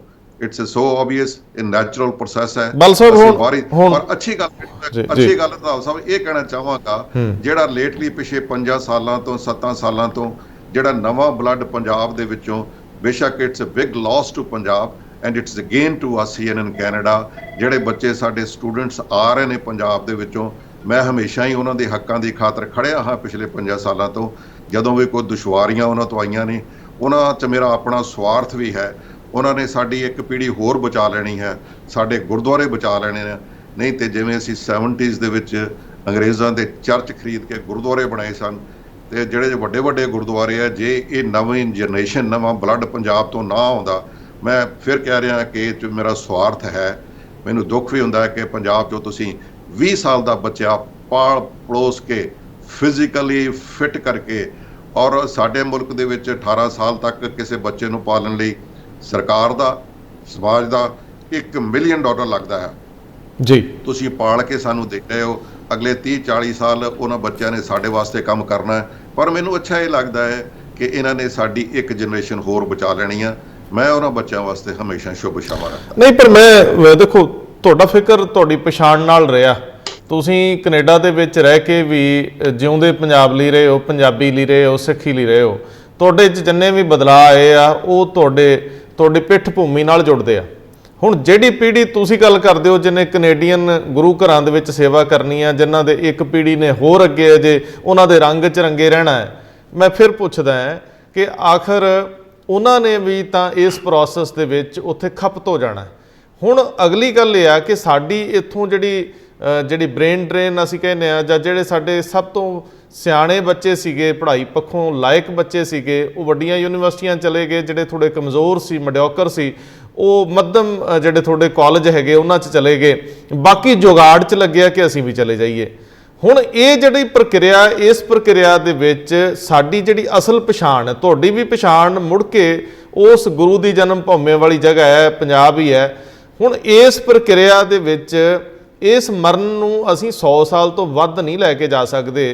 ਤੁਸੀਂ ਇਹ ਗੱਲ ਨਾਲ ਸਹਿਮਤ ਹੋਵੋਗੇ ਕਿ ਇਹ 4 ਪੀੜ੍ਹੀਆਂ ਮੈਂ ਦੇ ਰਿਹਾ, ਜਾਂ 5 ਪੀੜ੍ਹੀਆਂ 20 ਸਾਲ ਬਾਅਦ ਅੱਜ ਕੱਲ੍ਹ ਬਦਲ ਜਾਂਦੀ ਹੈ। 5 ਪੀੜ੍ਹੀਆਂ ਦੇ ਵਿੱਚ ਅਸੀਂ ਕਿੰਨਾ ਨੁਕਸਾਨ ਕਰਾ ਲਾਂਗੇ। ਹੁਣ ਇਹਦੀ ਭਰਪਾਈ ਲਈ ਕੀ ਕਰਨਾ ਚਾਹੀਦਾ? ਕਦੇ ਦੂਰ ਬੈਠਿਆਂ ਖਿਆਲ ਆਵੇ ਤੇ ਉਹ ਖਿਆਲ ਉੱਡ ਕੇ ਪਿੰਡ ਦੇ ਖੇਤਾਂ 'ਚ ਚਲੇ ਜਾਵੇ, ਪਿੰਡ ਵਾਲੇ ਘਰ 'ਚ ਚਲੇ ਜਾਵੇ, ਤੇ ਫਿਰ ਕੈਨੇਡੀਅਨ ਪਾਰਲੀਮੈਂਟ ਵੱਲ ਵੀ ਜਾਵੇ, ਅਮਰੀਕਨ ਸਿਸਟਮ ਵੱਲ ਵੀ ਜਾਂਦਾ ਹੋਵੇ। ਤੇ ਇਹਦੇ ਵਿੱਚ ਸਿਫਤੀ ਕੀ ਹੋ ਸਕਦਾ ਹੈ ਕਿ ਇਹ ਪ੍ਰਵਾਸ ਵੀ ਬਣਿਆ ਰਹੇ, ਵਧੀਆ ਸਹੂਲਤਾਂ ਵੀ ਮਾਣਦੇ ਰਹੀਏ, ਤੇ ਸਾਡਾ ਘਰ ਵੀ, ਅਸਲ ਪਛਾਣ ਵੀ ਬਚੀ ਰਹੇ। ਰੰਧਾਵਾ ਸਾਹਿਬ, ਜਿਹੜਾ ਬੱਚਾ ਪੰਜਾਬ 'ਚੋਂ ਜੰਮ ਕੇ ਥੋੜਾ ਵੱਡਾ ਹੋ ਕੇ ਆਏਗਾ, ਮੇਰਾ ਇੱਕ ਪਾਕਿਸਤਾਨੀ ਦੋਸਤ ਆ ਜੀ, ਬੜਾ ਵਿਦਵਾਨ ਹੈ, ਉਹਨੇ ਬੜੀ ਪਿਆਰੀ ਗੱਲ ਕਹੀ, ਮੈਂ ਤੁਹਾਡੇ ਸਾਰਿਆਂ ਨਾਲ ਸ਼ੇਅਰ ਕਰਨਾ ਚਾਹਾਂਗਾ ਜੀ। ਮੇਰੀ ਉਮਰ ਤੋਂ ਪਹਿਲਾਂ ਦੇ ਲੋਕ ਤੇ ਮੇਰੇ ਤੋਂ 10-15 ਸਾਲ ਬਾਅਦ ਵੀ ਜੰਮੇ, ਅਸੀਂ ਮੋਸਟਲੀ ਸਾਡਾ ਜਨਮ ਘਰਾਂ ਦੇ ਵਿੱਚ ਹੋਇਆ ਜੀ, ਔਰ ਦਾਈਆਂ ਦੇ ਹੱਥਾਂ ਵਿੱਚ ਹੋਇਆ। ਬਿਲਕੁਲ। ਉਹ ਕਹਿੰਦੇ ਨੇ ਕਿ ਜਿਸ ਮਨੁੱਖ ਦਾ ਨਾੜਵਾ ਉਸ ਦੇਸ਼ ਦੀ ਮਿੱਟੀ ਦੇ ਵਿੱਚ ਦੱਬਿਆ ਹੋਇਆ ਹੈ ਜੀ, ਉਹਦੇ ਸਰੀਰ ਦਾ ਹਿੱਸਾ ਆਪਣਾ ਤੇ ਉਹਦੀ ਮਾਂ ਦੇ ਸਰੀਰ ਦਾ ਹਿੱਸਾ ਉਸ ਮਿੱਟੀ ਦੇ ਵਿੱਚ ਦਫਨ ਹੈ ਜੀ। ਤੇ ਉਹ ਜਿਹੜੀ ਜ਼ਮੀਨੀ ਸਾਂਝ ਹੈ, ਉਹ ਮਰਨ ਤੱਕ ਉਹ ਟੁੱਟ ਨਹੀਂ ਸਕਦੀ ਜੀ। ਪਾਕਿਸਤਾਨ ਤੋਂ ਲੋਕ ਜਦ ਪੜ ਕੇ ਆਏ, ਅੱਜ 72 ਸਾਲ ਬਾਅਦ ਵੀ ਅੱਜ ਰੋਂਦੇ ਨੇ, ਉਹਨਾਂ ਨੂੰ ਸੁਪਨੇ ਵੀ ਉੱਥੇ ਆਉਂਦੇ ਨੇ। ਇਹ ਜਿਹੜੀ ਪੀੜ੍ਹੀ ਆ, ਮੈਂ ਤੁਹਾਨੂੰ ਇਹ ਬਿਲਕੁਲ ਅਸੀਂ ਐਗਰੀ ਆ ਕਿ ਸਜੇ ਡਿਲੂਸ਼ਨ ਹੋ ਜਾਏਗੀ, ਡਿਲੀਟ ਹੋ ਜਾਏਗੀ, ਅੱਗੇ ਉਹਨਾਂ ਦੇ ਬੱਚੇ ਜਿਹੜੇ, ਉਹ ਗੱਲ ਨਹੀਂ ਹੋ ਸਕੇਗੀ। ਪਰ ਇੱਕ ਗੱਲ ਮੈਂ ਪੋਜ਼ਿਟਿਵ ਇਹ ਵੀ ਕਰਨਾ ਚਾਹੁੰਦਾ ਹਾਂ ਕਿ ਜੋ ਸਰਮਾਇਆ ਸਾਡੇ ਕੋਲ ਹੈ, ਮੈਂ ਇੱਥੇ ਤਕਰੀਬਨ ਪਿਛਲੇ 35-40 ਸਾਲ ਤੋਂ ਦੂਸਰੇ ਲੋਕਾਂ ਨੂੰ ਇਹ ਕਹਿੰਦਾ ਆ ਰਿਹਾ ਹਾਂ ਕਿ ਅਸੀਂ ਤੁਹਾਨੂੰ being a minority will lead you. ਇੱਥੇ ਕਿ ਜਿਹੜੀਆਂ ਮਿਨੋਰਟੀ ਨੇ, ਉਹ ਜਦੋਂ when we put them together, ਇਕੱਠੀਆਂ ਕਰਦੇ, ਤੇ ਮੈਜੋਰਟੀ ਦੇ ਰੂਪ 'ਚ ਕੈਨੇਡਾ ਦੀ ਮੈਂ ਗੱਲ ਕਰ ਰਿਹਾ ਹਾਂ, ਤੇ ਮੈਂ ਉਹਨਾਂ ਨੂੰ ਕਹਿਣਾ ਕਿ ਅਸੀਂ ਤੁਹਾਨੂੰ ਲੀਡ ਕਰਨਾ ਹੈ। ਉਹ ਕਹਿੰਦੇ ਨੇ ਤੁਸੀਂ ਕਿਵੇਂ ਕਰਨਾ? ਮੈਂ ਕਿਹਾ ਜੋ ਸਾਡਾ ਕਲਚਰ ਹੈ, ਸਾਡਾ ਇਤਿਹਾਸ ਹੈ, ਸਾਡਾ ਉਹ ਵਿਰਸਾ ਹੈ, ਜੋ ਸਾਡਾ ਧਰਮ ਹੈ, ਉਹ ਦੁਨੀਆ ਦੇ ਵਿੱਚ ਕਿਸੇ ਕੋਲ ਨਹੀਂ ਹੈ ਜੀ, ਕਿਸੇ ਦੇ ਕੋਲ ਨਹੀਂ ਹੈ। ਜੇ ਸਿਰਫ ਤੇ ਸਿਰਫ ਆਪਾਂ ਉਹ ਆਪਣਾ ਨਿਆਰਾ ਪਾਣੀ ਦੁਨੀਆ ਦੇ ਵਿੱਚ ਕਾਇਮ ਰੱਖੀਏ, ਆਪਣੀ ਆਇਡੈਂਟੀ ਹੀ ਬਣਾ ਕੇ ਰੱਖੀਏ, ਬੇਸ਼ੱਕ ਸਾਡੀ ਜ਼ਬਾਨ ਕੋਈ ਹੋਰ ਹੋ ਜਾਏ। ਦੁਨੀਆ ਦੇ ਵੱਖ-ਵੱਖ ਖਿੱਤਿਆਂ ਦੇ ਵਿੱਚ ਜਿਹੜੇ ਸਿੱਖ ਨੇ ਵੱਖ-ਵੱਖ ਆਪਣੀਆਂ ਜ਼ਬਾਨਾਂ ਬੋਲਦੇ ਨੇ। ਸਾਡੀ ਕੌਮ ਦਾ ਨਿਆਰਾਪਣ ਹੈ, ਜਿਹੜੇ ਸਿਰਫ ਗੁਰੂ ਨਾਨਕ ਸਾਹਿਬ ਦੇ ਹੀ 3 ਸਿਧਾਂਤ ਲੈ ਲਓ ਜੀ, ਨਾਮ ਜਪਣਾ, ਵੰਡ ਛਕਣਾ ਤੇ ਕਿਰਤ ਕਰਨੀ ਜੀ, ਸਿਰਫ ਉਸੇ ਨੂੰ ਹੀ ਲੈ, ਤੇ ਉਹੀ ਨਿਆਰਾ ਪਾਣੀ ਜੇ ਆਪਾਂ ਕਾਇਮ ਰੱਖ ਲਿਆ, ਜੇ ਆਪਾਂ ਪਾਸ ਔਨ ਕਰ ਦਿੱਤਾ। ਅੱਜ ਮੈਂ ਕੈਨੇਡਾ ਦੇ ਵਿੱਚ ਤਕਰੀਬਨ 5000 ਬੱਚਾ ਇਹੋ ਜਿਹਾ ਦੇਖਦਾ ਜਿਹੜਾ ਸਾਬਤ ਸੂਰਤ ਹੈ, ਔਰ ਜਿਹੜਾ ਸਿੱਖੀ ਨੂੰ ਸਮਰਪਿਤ ਹੈ, ਜੀ ਉਹ ਲੌਜਿਕ ਦੇ ਨਾਲ ਗੱਲਾਂ ਕਰਦੇ ਨੇ ਔਰ ਦੁਨੀਆ ਵਿੱਚ ਮੈਸੇਜ ਆਪਣਾ ਲੈ ਕੇ ਜਾ ਰਹੇ ਨੇ। ਬਾਕੀ ਜਿਹੜੀ ਦੁਨੀਆ 'ਚ ਵੱਖ-ਵੱਖ ਖਿੱਤਿਆਂ ਦੇ ਵਿੱਚ ਲੋਕ ਉਹ ਸੇਵਾ ਕਰ ਰਹੇ ਨੇ, ਉਹ ਦੁਨੀਆ ਦੇ ਵਿੱਚ ਉਹ ਪ੍ਰਭਾਵ ਪਾ ਰਹੇ ਨੇ ਲੋਕਾਂ ਦੇ ਵਿੱਚ। ਸਾਡੇ ਵਾਸਤੇ ਇਹ ਵੀ ਗੱਲ ਪਈ ਹੈ ਵੀ ਅਸੀਂ ਲੋਕ ਪ੍ਰਭਾਵ ਬੜੀ ਜਲਦੀ ਪਾਉਂਦੇ ਆ। ਜਦੋਂ ਇੱਕ ਦਸਤਾਰ ਵਾਲਾ, ਇੱਕ ਦਾੜੀ ਵਾਲਾ, ਕੇਸਾਂ ਵਾਲਾ ਕੋਈ ਅੱਛੀ ਗੱਲ ਕਰਦਾ ਹੈ, ਉਹਦਾ ਬੜਾ ਅੱਛਾ ਪ੍ਰਭਾਵ ਜਾਂਦਾ ਹੈ ਤੇ ਉਹਦਾ ਨੁਕਸਾਨ ਵੀ ਕਈ ਵਾਰੀ ਹੋ ਜਾਂਦਾ ਜਦੋਂ ਇੱਕ ਬੰਦਾ ਗਲਤ ਕੰਮ ਆ ਕੇ ਕਰ ਜਾਂਦਾ ਹੈ। ਤੇ ਮੈਂ ਗੱਲ ਫਿਰ ਵੀ ਨਿਆਰੇਪਣ ਦੀ, ਆਪਾਂ ਆਪਣਾ ਨਿਆਰਾਪਣ ਜਿਹੜਾ ਉਹ ਬਰਕਰਾਰ ਰੱਖਣਾ ਹੈ। ਅੱਛਾ ਬਲ ਸਾਹਿਬ, ਮੈਨੂੰ ਹੁਣ ਇਹ ਦੱਸੋ ਕਿ ਇਹ ਸਾਰੀ ਖਿੱਚ, ਜਿੰਨੀ ਵੀ ਖਿੱਚ ਹੈ, ਇਹ ਸਹੂਲਤਾਂ ਦੀ ਖਿੱਚ ਹੈ, ਇਹ ਸਿਸਟਮ ਦੀ ਖਿੱਚ ਹੈ, ਵਿਵਸਥਾ ਦੀ ਖਿੱਚ ਹੈ, ਜਿਹੜੀ ਤੁਹਾਨੂੰ ਕਵਰ ਕਰਦੀ, ਪ੍ਰੋਟੈਕਟ ਕਰਦੀ ਹੈ, ਸਾਥ ਦਿੰਦੀ ਹੈ, ਤੋਰੀ ਰੱਖਦੀ ਹੈ। ਬੰਦੇ ਨਾਲੋਂ ਵਿਵਸਥਾ ਵੱਡੀ ਹੈ ਤੇ ਇਹੀ ਸਾਨੂੰ ਚੰਗਾ ਲੱਗਦਾ ਹੈ। ਦੂਰ ਬੈਠਿਆਂ ਕਦੇ ਇੰਜ ਨਹੀਂ ਲੱਗਦਾ ਕਿ ਜੇ ਇਹ ਪ੍ਰਵਾਸ ਹੁੰਦਾ ਵੀ ਰਵੇ, ਇਹ ਆਦਾਨ ਪ੍ਰਦਾਨ ਵਾਈਸ ਵਰਸਾ ਹੋਵੇ ਕਿ ਕੁਝ ਬੱਚੇ ਆਉਣ, ਕੁਝ ਚਲੇ ਜਾਣ, ਕੁਝ ਪੜ੍ਹ ਕੇ ਵਾਪਸ ਆ ਜਾਣ, ਕੁਝ ਉੱਧਰ ਚਲੇ ਜਾਣ, ਜਿਹਨੂੰ ਜਿੱਥੇ ਸਹੂਲਤ ਮਿਲਦੀ ਉਹ ਤੁਰਦਾ ਰਵੇ, ਲੇਕਿਨ ਇੱਕ ਦੂਜੇ ਨਾਲ ਇਹ ਸਾਥ ਬਣੇ ਰਹਿਣ। ਉਹਦੇ ਨਾਲ ਸਾਡੀ ਜਿਹੜੀ ਆਪਣੀ ਇੱਕ ਮੋਹ ਦੀ ਤੰਦ ਹੈ ਉਹ ਟੁੱਟਦੀ ਨਹੀਂ। ਸਾਨੂੰ ਸਾਡੇ ਘਰਾਂ ਨਾਲ ਜਿਹੜਾ ਸਾਡੇ ਜੁੜਨ ਦੀ ਪ੍ਰਕਿਰਿਆ, ਸਾਡੇ ਰਿਸ਼ਤੇਦਾਰੀਆਂ, ਸਾਡੇ ਵਿਆਹ ਮਰਨੇ, ਉਹ ਵੀ ਨਾਲ ਸਾਨੂੰ ਖਿੱਚ ਕੇ ਰੱਖਦੇ ਆ। ਸੋ ਇਹ ਇੱਕ ਐਸੀ ਪ੍ਰਕਿਰਿਆ ਜਿਹੜੀ ਅਸੀਂ ਹੰਡਾਉਂਦੇ ਆਏ ਆ, ਜਿਹੜੀ ਸਾਡੀ ਬਰੀਕ ਤੰਦ ਵੀ ਰਹੀ ਹੈ ਤੇ ਮਜ਼ਬੂਤ ਤੰਦ ਵੀ ਰਹੀ ਹੈ। ਹੁਣ ਇਸ ਵੇਲੇ ਦੂਰ ਬਹਿ ਕੇ ਇੰਜ ਲੱਗਦਾ ਕਿ ਪੰਜਾਬ ਜਿਸ ਨਿਘਾਰ ਦੀ ਸਥਿਤੀ 'ਚ ਆ ਗਿਆ, ਜੇ ਇਹਦੇ ਵਿੱਚ ਸਿਸਟਮ ਵਿਕਸਿਤ ਹੋ ਜੇ, ਵਿਵਸਥਾ ਬਣ ਜਾਏ, ਇੱਥੇ ਦੀ ਇੰਡਸਟਰੀ ਜਿਹੜੀ ਆ ਉਹ ਖੜੀ ਹੋ ਜੇ, ਅਸੀਂ ਜਿਹੜੇ ਆਊਟਸੋਰਸ ਹੋ ਰਹੇ ਆ ਕੰਮ ਅਮਰੀਕਾ ਕੈਨੇਡਾ ਤੋਂ, ਉਹ ਪੰਜਾਬ 'ਚ ਬਹਿ ਕੇ ਵੀ ਹੋ ਜਾਣ, ਬੱਚੇ ਇੱਥੇ ਵੀ 2-3-4 ਹਜ਼ਾਰ ਡਾਲਰ ਕਮਾਉਣ ਲੱਗ ਜਾਣ, ਭਾਵੇਂ ਉਹ ਰਾਤਾਂ ਨੂੰ ਹੀ ਕੰਮ ਕਰਨ। ਅੱਜ ਕੱਲ੍ਹ ਤੇ ਆਨਲਾਈਨ ਕੰਮ ਬੜੇ ਹੋ ਰਹੇ ਆ। ਸੋ ਇਹ ਜਿਹੜੇ ਇਸ ਤਰ੍ਹਾਂ ਦੇ ਕਦੇ ਸੁਪਨੇ ਨਹੀਂ ਆਉਂਦੇ ਕਿ ਦੋਵੇਂ ਧਰਤੀਆਂ ਇੱਕ ਮੁਕਾਬਲੇ ਤੇ ਇੱਕ ਬੈਲੈਂਸ ਤੇ ਆ ਜਾਣ, ਤਾਂ ਕਿ ਤੁਸੀਂ ਵੀ ਜਦੋਂ ਮਰਜ਼ੀ ਜਿਹੜਾ ਸਿੱਧਾ ਉੱਥੋਂ ਉੱਡੇ 12-13 ਘੰਟਿਆਂ 'ਚ ਤੁਸੀਂ ਵੀ ਰਾਜਾ ਸਾਂਸੀ ਏਅਰਪੋਰਟ ਤੇ ਉਤਰੋ ਤੇ ਮੁੜ ਕੇ ਅਗਲੇ 2 ਘੰਟਿਆਂ 'ਚ ਪਿੰਡ ਦੀ ਜੂਹ 'ਚ ਫਿਰਦੇ ਹੋਵੋ। ਇਹ ਕਦੇ ਸੁਪਨਾ ਪਲਦਾ? ਤੁਹਾਡੀ ਗੱਲ ਨਾਲ ਮੈਂ 100% ਸਹਿਮਤ ਹਾਂ ਜੀ। ਇਹ ਜਿਹੜੀ ਇਸ ਵੇਲੇ ਇਹ ਜਿਹੜਾ ਰੁਝਾਨ ਹੈ ਜੀ, ਵਨ ਵੇ ਸ਼ੁਰੂ ਹੋ ਗਿਆ ਕਿ ਸਾਰੇ ਸਾਡੇ ਬੱਚੇ ਅਮਰੀਕਾ, ਕੈਨੇਡਾ, ਆਸਟ੍ਰੇਲੀਆ, ਯੂਰਪ ਤੇ ਸਾਰੇ ਉਧਰ ਨੂੰ ਭੱਜ ਰਹੇ ਨੇ।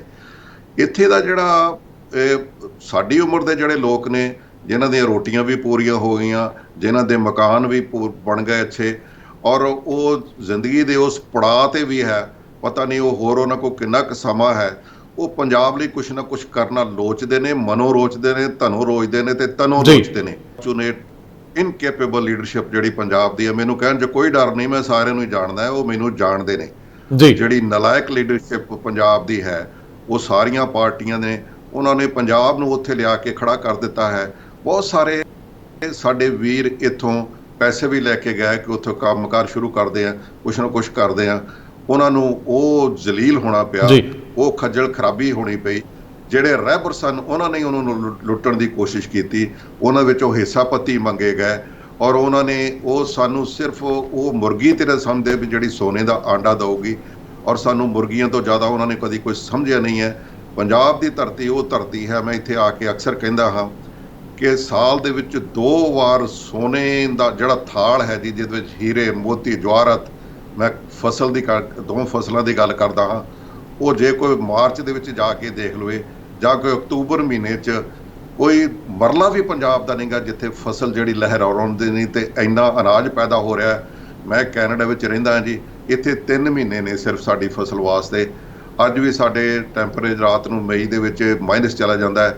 ਜੂਨ, ਜੁਲਾਈ ਤੇ ਅਗਸਤ ਜੋ ਅਸੀਂ ਉਗਾ ਲਾਂਗੇ। ਜੋ ਪੰਜਾਬ ਹੈ ਉਹਦੇ ਨਾਲ ਦੀ ਨਾ ਤੇ ਕਿਤੇ ਧਰਤੀ ਹੈ, ਨਾ ਤੇ ਮੋਹ ਹੈ, ਨਾ ਪਿਆਰ ਹੈ।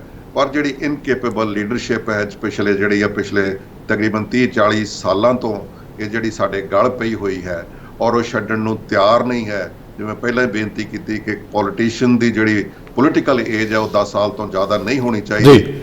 ਔਰ ਅੱਜ ਵੀ ਅਸੀਂ ਆਪਣੀਆਂ ਲੋੜਾਂ ਦਾ ਕਰਕੇ, ਆਪਣੀਆਂ ਗਰਜਾਂ ਦਾ ਕਰਕੇ, ਆਪਣੀਆਂ ਮਜਬੂਰੀਆਂ ਦਾ ਕਰਕੇ ਆਪਾਂ ਆਪਣੇ ਪਿੰਡ ਵੀ ਵੰਡ ਲਏ, ਮੁਹੱਲੇ ਵੀ ਵੰਡ ਲਏ, ਕਬੀਲਦਾਰੀਆਂ ਵੀ ਵੰਡ ਲਈਆਂ, ਪਰਿਵਾਰ ਵੀ ਵੰਡ ਲਏ। ਇਹ ਜਿਹੜਾ ਜੀ, ਜਿੰਨੀ ਦੇਰ ਤੱਕ ਉਹ ਅੱਛੀ ਲੀਡਰਸ਼ਿਪ, ਤੁਸੀਂ ਉੱਥੇ ਬੈਠੇ ਹੋ, ਤੁਸੀਂ ਰੋਜ਼ ਲੋਕਾਂ ਨੂੰ ਲਿਆ ਰਹੇ ਹੋ, ਮੈਂ ਤੁਹਾਨੂੰ ਵਾਚ ਕਰ ਰਿਹਾ ਬੜਾ ਕਲੋਜ਼ਲੀ, ਮੈਨੂੰ ਪਤਾ ਹੈ ਕਿ ਤੁਸੀਂ ਗੱਲ ਨੂੰ ਕਿੱਥੇ ਲਿਜਾਣ ਦੀ ਕੋਸ਼ਿਸ਼ ਕਰ ਰਹੇ ਹੋ। ਔਰ ਮੈਂ ਉਹਨਾਂ ਬੇਨਤੀ ਕਰਾਂਗਾ ਉਹਨਾਂ ਵਿਦਵਾਨਾਂ ਨੂੰ ਜਿਹੜੇ ਪਿਛਲੇ 1-2 ਮਹੀਨੇ ਤੋਂ ਤੁਹਾਡੇ ਇੱਥੇ ਆ ਕੇ ਸਾਰਾ ਪ੍ਰੋਗਰਾਮ ਸੁਣ। ਬਹੁਤਿਆਂ ਨੂੰ ਮੈਂ ਪਰਸਨਲੀ ਤੌਰ ਤੇ ਜਾਣਦਾ, ਉਹਨਾਂ 'ਚੋਂ ਬਹੁਤਿਆਂ ਨੂੰ ਇਹ ਮੇਰੀ ਖੁਸ਼ਕਿਸਮਤੀ ਹੈ, ਜਾਂ ਤੇ ਮੈਂ ਹਿੰਦੁਸਤਾਨ 'ਚ ਆ ਕੇ ਉਹਨਾਂ ਨੂੰ ਮਿਲਿਆ ਹਾਂ ਜਾਂ ਇੱਥੇ ਆਏ ਨੇ। ਉਹ ਬੜੇ ਵਿਦਵਾਨ ਲੋਕ ਨੇ, ਬੜੇ ਸੁਹਿਰਦ ਲੋਕ ਨੇ, ਔਰ ਮੇਰੇ ਵਾਂਗ ਕਈ ਮੇਰੇ ਉੱਤੇ ਉਮਰ 'ਚ ਵੱਡੇ ਨੇ। ਆਓ ਰਲ ਕੇ ਇੱਕ ਹਮਲਾ ਮਾਰੀਏ। ਅਸੀਂ ਇੱਥੇ ਹਰ ਉਹ ਗੱਲ ਕਰਨ ਨੂੰ ਤਿਆਰ ਹਾਂ, ਹਰ ਤੁਹਾਡਾ ਹੁਕਮ ਮੰਨਣ ਨੂੰ ਤਿਆਰ ਹੈ, ਪਰ ਉਹ ਜਿਹੜੇ ਕਰਪਟ ਪੋਲੀਟੀਸ਼ੀਅਨਸ ਨੇ, ਜਿਹੜੇ ਇੱਥੋਂ ਦੇ ਡਾਲਰਸ ਦੇ ਪਾਉਂਡ ਵੱਲ ਦੇਖਦੇ ਨੇ, ਉਹਨਾਂ ਦੀਆਂ ਜੇਬਾਂ ਭਰਨ ਨੂੰ ਮੈਂ ਤਿਆਰ ਨਹੀਂ ਹਾਂ। ਔਰ ਸਮੁੱਚੀ ਲੀਡਰਸ਼ਿਪ ਤੁਸੀਂ ਪੰਜਾਬ 'ਚੋਂ ਪੈਦਾ ਕਰੋ। ਮੈਂ ਸਮਝਦਾ ਕਿ ਇੱਥੇ ਤੇ ਤੁਹਾਡੇ ਪੰਜਾਬ ਦੀ ਦੇ ਇੱਕ ਇੰਚ ਧਰਤੀ ਤੇ ਡਾਲਰ ਤੇ ਪਾਉਂਡ ਲੋਕ ਉਛਾ ਦੇਣਗੇ। ਲੋਕਾਂ ਦੇ ਮਨ 'ਚ ਜਿਹੜੀ ਆ ਉਹ ਸੇਵਾ ਭਾਵਨਾ ਹੈ, ਉਹਨਾਂ ਨੇ ਕਰ ਹੀ ਦੇਣੀ ਹੈ। ਮਤਲਬ ਸਾਹਿਬ ਪੈਸੇ ਤਾਂ ਚਾਹੀਦੇ ਨਹੀਂ ਹੁੰਦੇ। ਜਿਹੜਾ ਬੰਦਾ ਜਦੋਂ ਪੈਸੇ ਵੱਲ ਦੇਖਦਾ ਹੈ, ਜਿਹੜਾ ਵੀ ਕਿਸੇ ਵੀ ਸ਼ੋਬੇ 'ਚ ਹੈ, ਜਿਹੜਾ ਦੂਜੇ ਵੱਲ ਦੇਖਦਾ ਹੈ ਕਿ ਮੈਨੂੰ ਦੇਵੇ ਫੰਡ ਰੂਪ 'ਚ ਕੁਛ ਵੀ, ਉਹ ਤਾਂ ਸਭ ਤੋਂ ਪਹਿਲਾਂ ਅਸੀਂ ਬੀਜ ਦਿੰਦੇ ਹਾਂ ਕਰਪਸ਼ਨ ਦੇ। ਸਭ ਤੋਂ ਪਹਿਲਾਂ ਅਸੀਂ ਭ੍ਰਿਸ਼ਟ ਤਰੀਕੇ ਅਪਣਾਉਂਦੇ ਹਾਂ। ਮੈਨੂੰ ਨਹੀਂ ਲੱਗਦਾ ਕਿਸੇ ਮੂਵਮੈਂਟ ਨੂੰ ਪੈਸਿਆਂ ਦੀ ਲੋੜ ਹੁੰਦੀ ਹੈ, ਉਹ ਆਪੇ ਰਾਹ ਰਸਤੇ ਬਣਦੇ ਜਾਂਦੇ ਆ। ਅਸੀਂ ਪ੍ਰਵਾਸੀਆਂ ਨੇ ਵੀ ਕਿਤੇ ਗਲਤ ਕਰ ਲਈ ਲੀਡਰਸ਼ਿਪ, ਕਿ ਆਏ ਨੂੰ ਜਿਹੜਾ ਉਹ ਭਰ ਦਿੰਦੇ ਰਹੇ ਤੇ ਆਪ ਬੜੇ ਔਖੇ ਹੋ ਕੇ ਪੈਸੇ ਕਮਾਉਂਦੇ ਰਹੇ। ਮੇਰਾ ਸਵਾਲ ਥੋੜ੍ਹਾ ਜਿਹਾ ਵੱਖਰਾ ਹੈ ਕਿ ਦੁਨੀਆ ਦਾ ਮੇਰੇ ਖਿਆਲ ਦੂਜਾ ਸਭ ਤੋਂ ਵੱਡਾ ਜਿਹੜਾ ਭੂਗੋਲਿਕ ਨਜ਼ਰੀਏ ਤੋਂ, ਖੇਤਰਫਲ ਦੇ ਨਜ਼ਰੀਏ ਤੋਂ ਜਿਹੜਾ ਦੇਸ਼ ਹੈ ਕੈਨੇਡਾ, ਦੂਜਾ ਸ਼ਾਇਦ ਆ, ਤੇ 3 ਕਰੋੜ ਦੀ ਆਬਾਦੀ ਆ। 3 ਕਰੋੜ ਦੀ ਆਬਾਦੀ ਆ ਤੇ ਪੰਜਾਬ ਦੇ ਸਾਰੇ ਪੁੱਤ ਸਾਂਭ ਲਏ, ਹੁਣ ਤਾਂ ਪਰਿਵਾਰ ਵੀ ਸਾਂਭਣ ਲੱਗ ਗਿਆ। ਸੋ ਕਿਤੇ ਜਜ਼ਬਾਤੀ ਹੋ ਜੀਦਾ। ਉਹ 3 ਕਰੋੜ ਆਬਾਦੀ ਵਾਲਾ ਮੁਲਕ ਇੰਨਾ ਸਿਸਟਮੈਟਿਕ ਕਿਵੇਂ ਚੱਲ ਰਿਹਾ? ਤੇ ਅਸੀਂ ਬਹੁਤ ਮੁੱਠੀ ਭਰ ਜਿਹਾ ਸਾਡੇ ਕੋਲ ਇਲਾਕਾ ਹੈ ਭਾਰਤ ਦਾ, ਅਸੀਂ ਮੇਰੇ ਖਿਆਲ 1.5% ਹੋਣੇ ਆ ਖੇਤਰਫਲ ਦੇ ਨਜ਼ਰੀਏ ਤੋਂ, ਤੇ 2.5-3 ਕਰੋੜ ਦੀ ਸਾਡੀ ਆਬਾਦੀ ਹੈ। ਇਹ ਫਰਕ ਨੂੰ ਕਿਵੇਂ ਦੂਰੋਂ ਬੈਠ ਕੇ ਕਿਵੇਂ ਦੇਖਦੇ ਹੋ? ਤੁਸੀਂ ਕੈਨੇਡਾ ਤੇ ਬੈਠੇ ਹੋ। ਸਿਸਟਮ, ਵਿਅਕਤੀਗਤ ਅਪਰੋਚ, ਲੀਡਰਸ਼ਿਪ ਨੂੰ ਪਾਸੇ ਰੱਖ ਲਈਏ, ਆਖਰ ਉਹ 3 ਕਰੋੜ ਦੀ ਆਬਾਦੀ ਵਾਲਾ ਮੁਲਕ ਸਾਡੇ ਸਾਰਿਆਂ ਨੂੰ ਹੀ ਸਾਂਭਣ ਲਈ ਰੈਡੀ ਹੈ। ਰੰਧਾਵਾ ਸਾਹਿਬ, ਕੈਨੇਡਾ ਦੀ ਆਬਾਦੀ ਇਸ ਵੇਲੇ 4.25 ਕਰੋੜ ਹੈ ਜੀ। 10 ਸਾਡੇ ਸੂਬੇ ਤੇ 3 ਟੈਰੀਟਰੀਜ਼ ਨੇ। ਇੱਕ ਪਾਸੇ ਸਾਡੇ ਐਟਲਾਂਟਿਕ ਓਸ਼ਨ ਹੈ, ਇੱਕ ਪਾਸੇ ਸਾਡੇ ਪੈਸੀਫਿਕ ਓਸ਼ਨ ਹੈ, ਇੱਕ ਪਾਸੇ ਨਾਰਥ ਵਾਲੇ ਪਾਸੇ ਨਾਰਥ ਪੋਲ ਹੈ, ਤੇ ਇੱਕੋ ਹੀ ਸਾਡਾ ਗੁਆਂਢੀ ਹੈ ਜੀ USA। ਔਰ ਦੇਖੋ, ਇਹ ਹਿੰਦੁਸਤਾਨ ਨਾਲੋਂ ਵੀ ਜ਼ਿਆਦਾ ਡਾਈਵਰਸ ਹੈ ਜੀ। ਇੱਥੇ ਤਕਰੀਬਨ ਹਿੰਦੁਸਤਾਨ ਦੇ ਵਿੱਚ ਤੇ ਵੱਖ-ਵੱਖ ਸੂਬੇ ਨੇ, ਅੱਜ ਹੁਣ ਪਤਾ ਨਹੀਂ ਸ਼ਾਇਦ 28 ਨੇ ਕਿ 35 ਨੇ, ਕਿੰਨੇ ਨੇ, ਪਰ ਇੱਥੇ ਤੇ ਅਸੀਂ ਤਕਰੀਬਨ 90 ਮੁਲਕਾਂ 'ਚੋਂ ਆ ਕੇ ਲੋਕ ਵਸ ਗਏ ਜੀ। ਅਸੀਂ ਆਪਣਾ ਧਰਮ ਵੀ ਫਲੋਰਿਸ਼ ਕਰ ਰਹੇ ਹਾਂ, ਆਪਣੀ ਗੱਲ ਵੀ ਕਰ ਰਹੇ ਹਾਂ, ਤੇ ਫਿਰ ਵੀ ਅਸੀਂ when it comes to the nationalism, when it comes to the patriotism, ਦੇਸ਼ ਭਗਤੀ ਦੀ ਗੱਲ ਤੇ ਅਸੀਂ ਸਾਡੀ ਜਿਹੜੀ ਟੋਟਲ ਲਾਇਲਟੀ ਹੈ ਉਹ ਸਾਡੇ ਇਸ ਮੁਲਕ ਪ੍ਰਤੀ ਹੈ ਜਿਹਨੇ ਸਾਨੂੰ ਰੋਟੀ ਦਿੱਤੀ ਹੈ। ਲੈ ਕੀ ਗੱਲ ਕਰਦੀ ਹੈ? ਸਿਸਟਮ ਕਰਪਟ ਹੈ, ਮੁਲਕ ਖੂਬਸੂਰਤ ਹੈ। India is the most beautiful country but inhabited by the corrupt politicians. ਇੱਥੇ ਲਾਰੇ ਲੱਪਾਂ ਦੇ ਵਿੱਚ ਡਿਵਾਈਡ ਕਰਕੇ ਜਿਹੜੀ ਹੈ ਨਾ ਸਾਰੀ ਗੱਲ ਨੂੰ, ਔਰ ਸਿਰਫ ਤੇ ਸਿਰਫ ਇਹਨਾਂ ਦੀ ਅਗਲੀ ਇਲੈਕਸ਼ਨ ਤੱਕ ਗੱਲ ਜਾਣਦੀ ਹੈ। ਇਹਨਾਂ ਨੂੰ ਇਹ ਨਹੀਂ ਪਤਾ ਵੀ ਅਸੀਂ ਰਿਟਾਇਰ ਕਦੋਂ ਨੂੰ ਹੋਣਾ ਹੈ। ਇਹਨਾਂ ਨੂੰ ਤਾਂ ਹੁਣ ਤੇ ਜਿਹੜੀਆਂ ਨਾ ਜੀ, ਇਹਨਾਂ ਨੇ ਰਜਵਾੜਾਸ਼ਾਹੀ ਵਾਲੀਆਂ ਗੱਲਾਂ ਜਿਹੜੀਆਂ ਮੈਂ ਦੇਖਦਾ ਵੀ ਇਹ ਜਿਹੜੀ ਬਟੌਨ ਹੈ ਰਿਲੇ ਰੇਸ ਦੀ ਪੋਲੀਟੀਕਲ ਅਰੀਨੇ ਦੇ ਵਿੱਚ, ਇਹ ਜਿਹੜਾ ਡੰਡਾ ਹੈ ਅੱਗੇ ਆਪਣੇ ਪੁੱਤਰ ਨੂੰ, ਪੋਤਰੇ ਨੂੰ ਫੜਾ ਕੇ ਜਾਣਾ ਹੈ। ਤੇ ਜਿੰਨੀ ਦੇਰ ਤੱਕ ਆਪਣਾ ਸਰੀਰਕ ਤੌਰ ਤੇ ਉਹਦਾ ਵਜੂਦ ਪੋਲੀਟੀਸ਼ੀਅਨ ਦਾ ਖਤਮ ਨਹੀਂ ਹੋ ਜਾਂਦਾ, ਉਨੀ ਦੇਰ ਤੱਕ ਉਹਨੇ ਗੱਲ ਛੱਡਣੀ ਨਹੀਂ ਹੈਗੀ, ਬੇਸ਼ੱਕ ਉਹਨੂੰ ਕੋਈ ਗੱਲ ਸਮਝ ਆ ਰਹੀ ਹੈ ਕਿ ਨਹੀਂ। ਜਿਹੜੀ ਵਿਲ ਪਾਵਰ ਹੈ, ਵਿਲ ਪਾਵਰ ਦੇ ਨਾਲ ਹੀ ਸਾਰੀਆਂ ਗੱਲਾਂ ਹੋਣਾ ਹੈ। ਅੱਜ ਵੀ ਪੰਜਾਬ ਦਾ ਜਿਹੜਾ ਯੰਗ ਪੋਲੀਟੀਸ਼ੀਅਨਸ ਹੈ, ਉਹ ਅੱਜ ਵੀ ਅਕੀਦਾ ਕਰ ਲੈ ਵੀ ਮੈਂ ਸੇਵਾ ਕਰਨੀ ਹੈ, ਮੈਂ ਸਿਰਫ 10 ਸਾਲ ਕਰਨੀ ਹੈ, 15 ਸਾਲ ਕਰਨੀ ਹੈ, ਅਗਲੇ ਨਾਟ ਨੈਸੈਸਰਲੀ ਕਿ ਆਪਣੇ ਬੱਚੇ ਨੂੰ ਇਹ ਬਟੌਨ ਫੜਾ ਕੇ ਜਾਣੀ ਹੈ ਤੇ ਫਿਰ ਹੀ ਕੁਝ ਪੰਜਾਬ ਦਾ ਬਣ ਸਕਣਾ ਹੈ। ਅਦਰਵਾਈਜ਼ ਜਿਹੜਾ ਹੁਣ ਇਹਨਾਂ ਨੇ ਸਿਸਟਮ ਕਿ ਸੰਸਥਾਵਾਂ ਤੇ ਕਬਜ਼ੇ ਕਰ ਲਓ, TV ਤੇ ਕਬਜ਼ੇ ਕਰ ਲਓ, ਬੈਂਕਾਂ ਦੇ ਕਬਜ਼ੇ ਕਰ ਲਓ, ਲੋਕਾਂ ਦੀ ਜ਼ਿਹਨੀਅਤ ਤੇ ਕਬਜ਼ੇ ਕਰ ਲਏ ਨੇ ਜੀ। ਇਹਨਾਂ ਨੇ ਡਿਵਾਈਡ ਕਰ ਦਿੱਤਾ ਸਾਡੇ ਭਾਈਚਾਰਾ। ਇਹ ਜਿੰਨੀ ਦੇਰ ਤੱਕ ਲੋਕ ਇਹਨਾਂ ਲੋਕਾਂ ਨੂੰ ਪਰਾਂ ਨਹੀਂ ਕਰਨਗੇ, ਉਨੀ ਦੇਰ ਤੱਕ ਉਹਨਾਂ ਦੀ ਗੁਲਾਮੀ ਤੋਂ ਛੁਟਕਾਰਾ ਨਹੀਂ ਪਾ ਸਕਣਗੇ। ਇਹ ਗੱਲ ਅੱਜ ਮੰਨ ਲਓ, 10 ਸਾਲ ਬਾਅਦ ਮੰਨ ਲਿਓ, ਮੇਰੇ ਜਾਣ ਤੋਂ ਬਾਅਦ ਮੰਨ ਲਿਓ, 50 ਸਾਲ ਹੋਰ ਗੁਲਾਮੀ ਕਰ ਲਓ। ਇਹਨਾਂ ਲੋਕਾਂ ਨੂੰ ਜਿਹੜੀ ਇਨਕੈਪੇਬਲ ਲੀਡਰਸ਼ਿਪ ਹੈ ਉਹ ਇਹਨਾਂ ਨੂੰ ਆਪਾਂ ਨੂੰ ਪਾਸੇ ਕਰਨਾ ਪਵੇਗਾ। ਫਿਰ ਪੰਜਾਬ 'ਚ ਕਿਸ ਚੀਜ਼ ਦੀ ਕੋਈ ਕਮੀ ਨਹੀਂ। ਬਲ ਸਾਹਿਬ ਆਖਰੀ ਦੋ ਸਵਾਲ ਨੇ। ਪਹਿਲਾ ਸਵਾਲ ਮੈਂ ਪਹਿਲਾਂ ਲੈ ਲੂੰਗਾ, ਤੁਹਾਡੇ ਸੇਵਾ ਜਾਂ ਤੁਹਾਡੇ ਕੰਮ ਵਾਲੇ ਜਿਹੜਾ ਤੁਸੀਂ ਲੋਕਾਂ ਦੀ ਸੇਵਾ ਕਰ ਰਹੇ ਹੋ ਸੰਸਕਾਰ ਵਾਲੀ, ਉਹ ਤੇ ਬਾਅਦ 'ਚ ਜਾਊਂਗਾ, ਲੇਕਿਨ ਉਸ ਤੋਂ ਪਹਿਲਾਂ ਕਿ ਕਿਹੜੀਆਂ ਚਾਰ ਚੀਜ਼ਾਂ ਤੁਰੰਤ ਤੁਹਾਨੂੰ ਲੱਗਦੀਆਂ ਜੇ ਤੁਸੀਂ ਬਦਲਣੀਆਂ ਚਾਹੋ ਪੰਜਾਬ ਦੇ ਵਿੱਚ, ਜੇ ਕਿਸੇ ਏਜੰਡੇ 'ਚ ਲੈ ਕੇ ਆਉਣੀਆਂ ਹੋਣ, ਤੇ ਪਹਿਲੀਆਂ ਕਿਹੜੀਆਂ ਚਾਰ ਚੀਜ਼ਾਂ ਜਿਹੜੀਆਂ ਤੁਸੀਂ ਤੁਰੰਤ ਇੰਪਲੀਮੈਂਟ ਕਰਨਾ ਚਾਹੋਗੇ, ਤੇ ਕੈਨੇਡਾ 'ਚ ਉਹ ਕਿਹੜੀਆਂ ਸਭ ਤੋਂ ਬਿਹਤਰ ਚਾਰ ਚੀਜ਼ਾਂ ਜਿਹੜੀਆਂ ਤੁਸੀਂ ਗਿਣਾਉਣੀਆਂ ਚਾਹੋਗੇ? ਮੈਂ ਇੱਕ ਮੁਕਾਬਲੇ ਦੇ ਵਿੱਚ, ਇੱਕ ਕੰਪੈਰੀਜ਼ਨ ਦੇ ਵਿੱਚ ਆਪਣੇ ਆਪ ਨੂੰ ਦੇਖਣ ਦਾ ਯਤਨ ਕਰ ਰਿਹਾ ਤਾਂ ਕਿ ਮੈਂ ਵੀ ਕੁਝ ਸਿੱਖ ਸਕਾਂ, ਸਮਝ ਸਕਾਂ। ਸਭ ਤੋਂ ਪਹਿਲੀ ਗੱਲ ਜਿਹੜੀ ਹੈ ਜੀ, ਜਿਹੜਾ ਬਿਊਰੋਕ੍ਰੇਸੀ ਆ ਤੇ ਜਿਹੜਾ ਪੋਲੀਟੀਕਲ ਜਿਹੜਾ ਇਹਨਾਂ ਦਾ ਨਾਤਾ ਆ, ਉਹਨੂੰ ਪਾਸੇ ਕਰਨਾ ਪਏਗਾ ਜੀ, ਐਡਮਿਨਿਸਟ੍ਰੇਸ਼ਨ ਨੂੰ। ਸਾਡੇ ਮੁਲਕ ਦੇ ਵਿੱਚ ਮੈਂ ਇੱਕ ਉਦਾਹਰਨ ਦੇਣਾ ਚਾਹਾਂਗਾ। ਇੱਕ ਵਾਰੀ ਸਾਡੇ ਸੂਬੇ ਦੀ ਇੱਕ ਮੰਤਰੀ ਸੀ ਜਿਹਦੇ ਥੱਲੇ ਸਾਰੀ ਪ੍ਰੋਵਿੰਸ਼ੀਅਲ ਪੁਲਿਸ ਆਉਂਦੀ ਸੀ।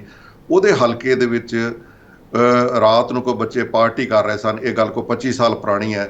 ਔਰ ਉਹਨਾਂ ਨੇ ਕੁਛ ਪੀਤੀ ਪੂਤੀ ਹੋਣੀ ਆ ਜੀ, ਮਾੜਾ ਮੋਟਾ ਸਕਫਲ ਹੋ ਗਈ ਔਰ ਉਹ ਬੱਚਿਆਂ ਨੂੰ ਪੁਲਿਸ ਫੜ ਕੇ ਲੈ ਗਈ। ਉਹਨੇ ਸਿਰਫ ਮੰਤਰੀ ਨੇ, ਜਿਹੜੀ ਸਾਰੀ ਪੁਲਿਸ ਦੀ ਇੰਚਾਰਜ ਹੈ, ਸਿਰਫ ਥਾਣੇ ਦੂਜੇ ਦਿਨ ਪੁਲਿਸ ਕਰਕੇ ਬੱਚਿਆਂ ਦਾ ਹਾਲ ਚਾਲ ਹੀ ਪੁੱਛਿਆ, ਕੋਈ ਸਿਫਾਰਿਸ਼ ਨਹੀਂ ਕੀਤੀ ਔਰ ਉਸ ਨੂੰ ਰਿਜ਼ਾਈਨ ਕਰਨਾ ਪੈ ਗਿਆ। ਇਹ ਜਿਹੜਾ ਅੱਜ ਮੈਂ ਸਿਸਟਮ ਦੇਖਦਾ ਹੈ ਕਿ MLA ਦੀ ਕਾਲ ਆਏਗੀ ਤੇ ਉਹ ਚੱਲਣਗੇ। ਜਿਹੜੀਆਂ ਤੁਹਾਡੀਆਂ ਇੱਥੇ ਥਾਣਿਆਂ ਦੇ ਵਿੱਚ ਅਪਾਇੰਟਮੈਂਟਸ ਆ, ਉਹ ਵੀ ਉਹਨਾਂ ਨੇ ਪੋਲੀਟੀਕਲ ਬੰਦਿਆਂ ਨੇ ਕਰਾਉਣੀਆਂ। ਉਹ ਜਿਹੜਾ ਨਾਤਾ ਆਪਾਂ ਨੂੰ ਤੋੜਨਾ ਪੈਗਾ। ਜਿਹੜੀ ਬਿਊਰੋਕ੍ਰੇਸੀ ਹੈ, ਇਹ ਤੁਹਾਡੇ ਮੈਂ ਦੇਖਦਾ ਹਾਂ ਜੀ, ਜੇ ਕੋਈ ਮੜੀਆਂ ਦਾ ਵੀ ਨੀਂਹ ਪੱਥਰ ਰੱਖਣਾ ਹੈ ਪਿੰਡ ਦੇ ਵਿੱਚ, ਉਹ ਟੈਂਕੀ ਦਾ ਵੀ ਨੀਂਹ ਪੱਥਰ ਰੱਖਣਾ ਹੈ, ਕੁਛ ਕਰਨਾ ਹੈ, ਉਹ ਤੇ ਬੜੇ ਬੜੇ ਪੱਥਰ ਲੱਗੇ ਨੇ ਜੀ। ਸਾਡੇ ਮੁਲਕ ਦੇ ਵਿੱਚ ਕੋਈ ਪੱਥਰ ਨਹੀਂ ਦੇਖੋਗੇ। ਇੱਥੇ ਉਹਨਾਂ ਨੂੰ ਇੰਡੀਪੈਂਡੈਂਟਲੀ ਕੰਮ ਕਰਨਾ ਚਾਹੀਦਾ। ਇਹ ਦੋ ਵੱਖਰੇ ਜਿਹੜੀਆਂ ਨਾ, ਇਹ ਪੋਲੀਟੀਕਲ ਸਿਸਟਮ ਤੇ ਜਿਹੜਾ ਐਗਜ਼ੈਕਟਿਵ ਦਾ ਕੰਮ ਹੈ, ਇਹ ਵੱਖਰਾ ਹੋਣਾ ਚਾਹੀਦਾ। ਦੂਸਰਾ, ਪੰਜਾਬ ਦੇ ਲੋਕਾਂ ਨੂੰ ਜਾਗਣਾ ਪਏਗਾ ਜੀ, ਉਹਨਾਂ ਨੂੰ ਆਪਣੇ ਹੱਕਾਂ ਪ੍ਰਤੀ। ਅੱਜ ਜੇ ਉਹ ਇਸੇ ਗੱਲ ਤੇ ਹੀ ਇਹਨਾਂ ਨੇ ਤੁਹਾਨੂੰ ਗੁਲਾਮ ਕਰ ਲਿਆ ਕਿ ਤੁਹਾਨੂੰ 20 ਕਿਲੋ ਦਾਣੇ ਦੇ ਦਿਆਂਗੇ, 4 ਕਿਲੋ ਦਾਲ ਦੇ ਦਿਆਂਗੇ, ਔਰ ਇੱਥੋਂ ਤੱਕ ਨੌਬਤ ਹੀ ਕਿਉਂ ਆਉਂਦੀ ਹੈ। ਔਰ ਉਹ ਆਪਾਂ ਨੂੰ ਜਿਹੜਾ ਰੁਜ਼ਗਾਰ ਹੈ, ਆਪਣੀ ਕਿਰਤ ਹੈ, ਉੱਤੇ ਮਾਣ ਮਹਿਸੂਸ ਕਰਨਾ ਪਏਗਾ। ਬਾਹਰਲੇ ਲੋਕਾਂ ਨੂੰ ਅਸੀਂ ਆਪਣਾ ਰੋਲ ਪਲੇ ਕਰਾਂਗੇ, ਅਸੀਂ ਆ ਕੇ ਬਹੁਤਾ ਕੋਈ ਚੇਂਜ ਨਹੀਂ ਕਰ ਸਕਾਂਗੇ।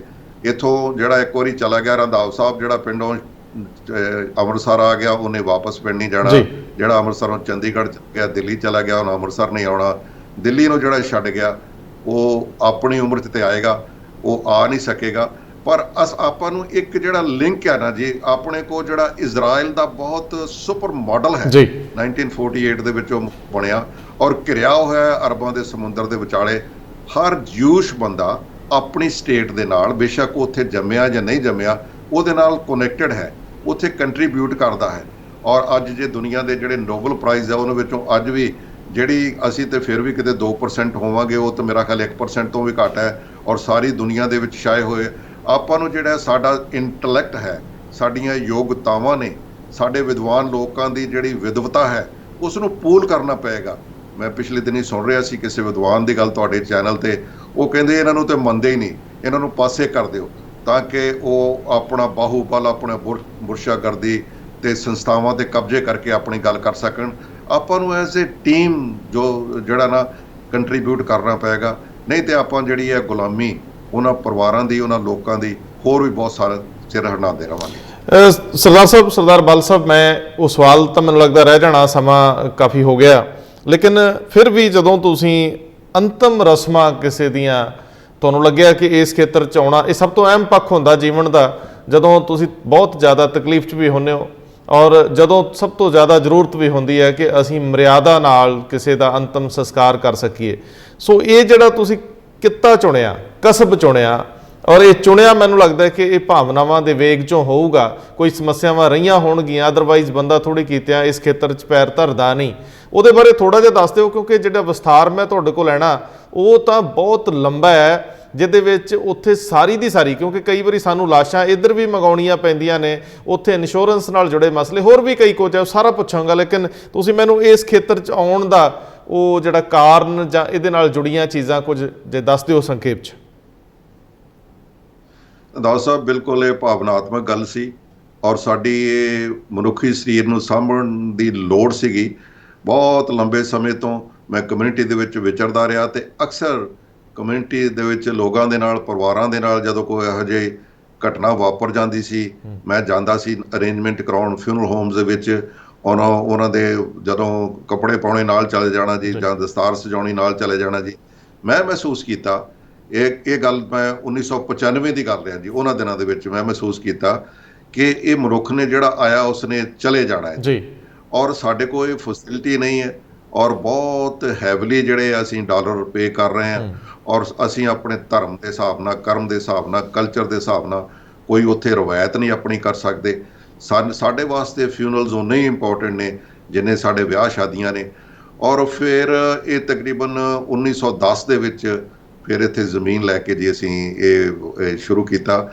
ਇਹ ਬਰੈਂਪਟਨ ਕ੍ਰਿਮਟੋਰੀਅਮ ਐਂਡ ਵਿਜ਼ੀਟੇਸ਼ਨ ਸੈਂਟਰ ਬਰੈਂਪਟਨ ਦੇ ਵਿੱਚ ਆ, ਜਿੱਥੇ ਸਾਡੀ ਜ਼ਿਆਦਾ ਆਬਾਦੀ ਹੈ। ਤੁਸੀਂ 2010 ਵਿੱਚ 2010 ਚ 1910 ਨਹੀਂ 2010 ਜੀ 2012 ਦੇ ਵਿੱਚ ਅਕਤੂਬਰ 'ਚ ਅਸੀਂ ਫੈਸਿਲਿਟੀ ਸ਼ੁਰੂ ਕਰ ਦਿੱਤੀ ਸੀ।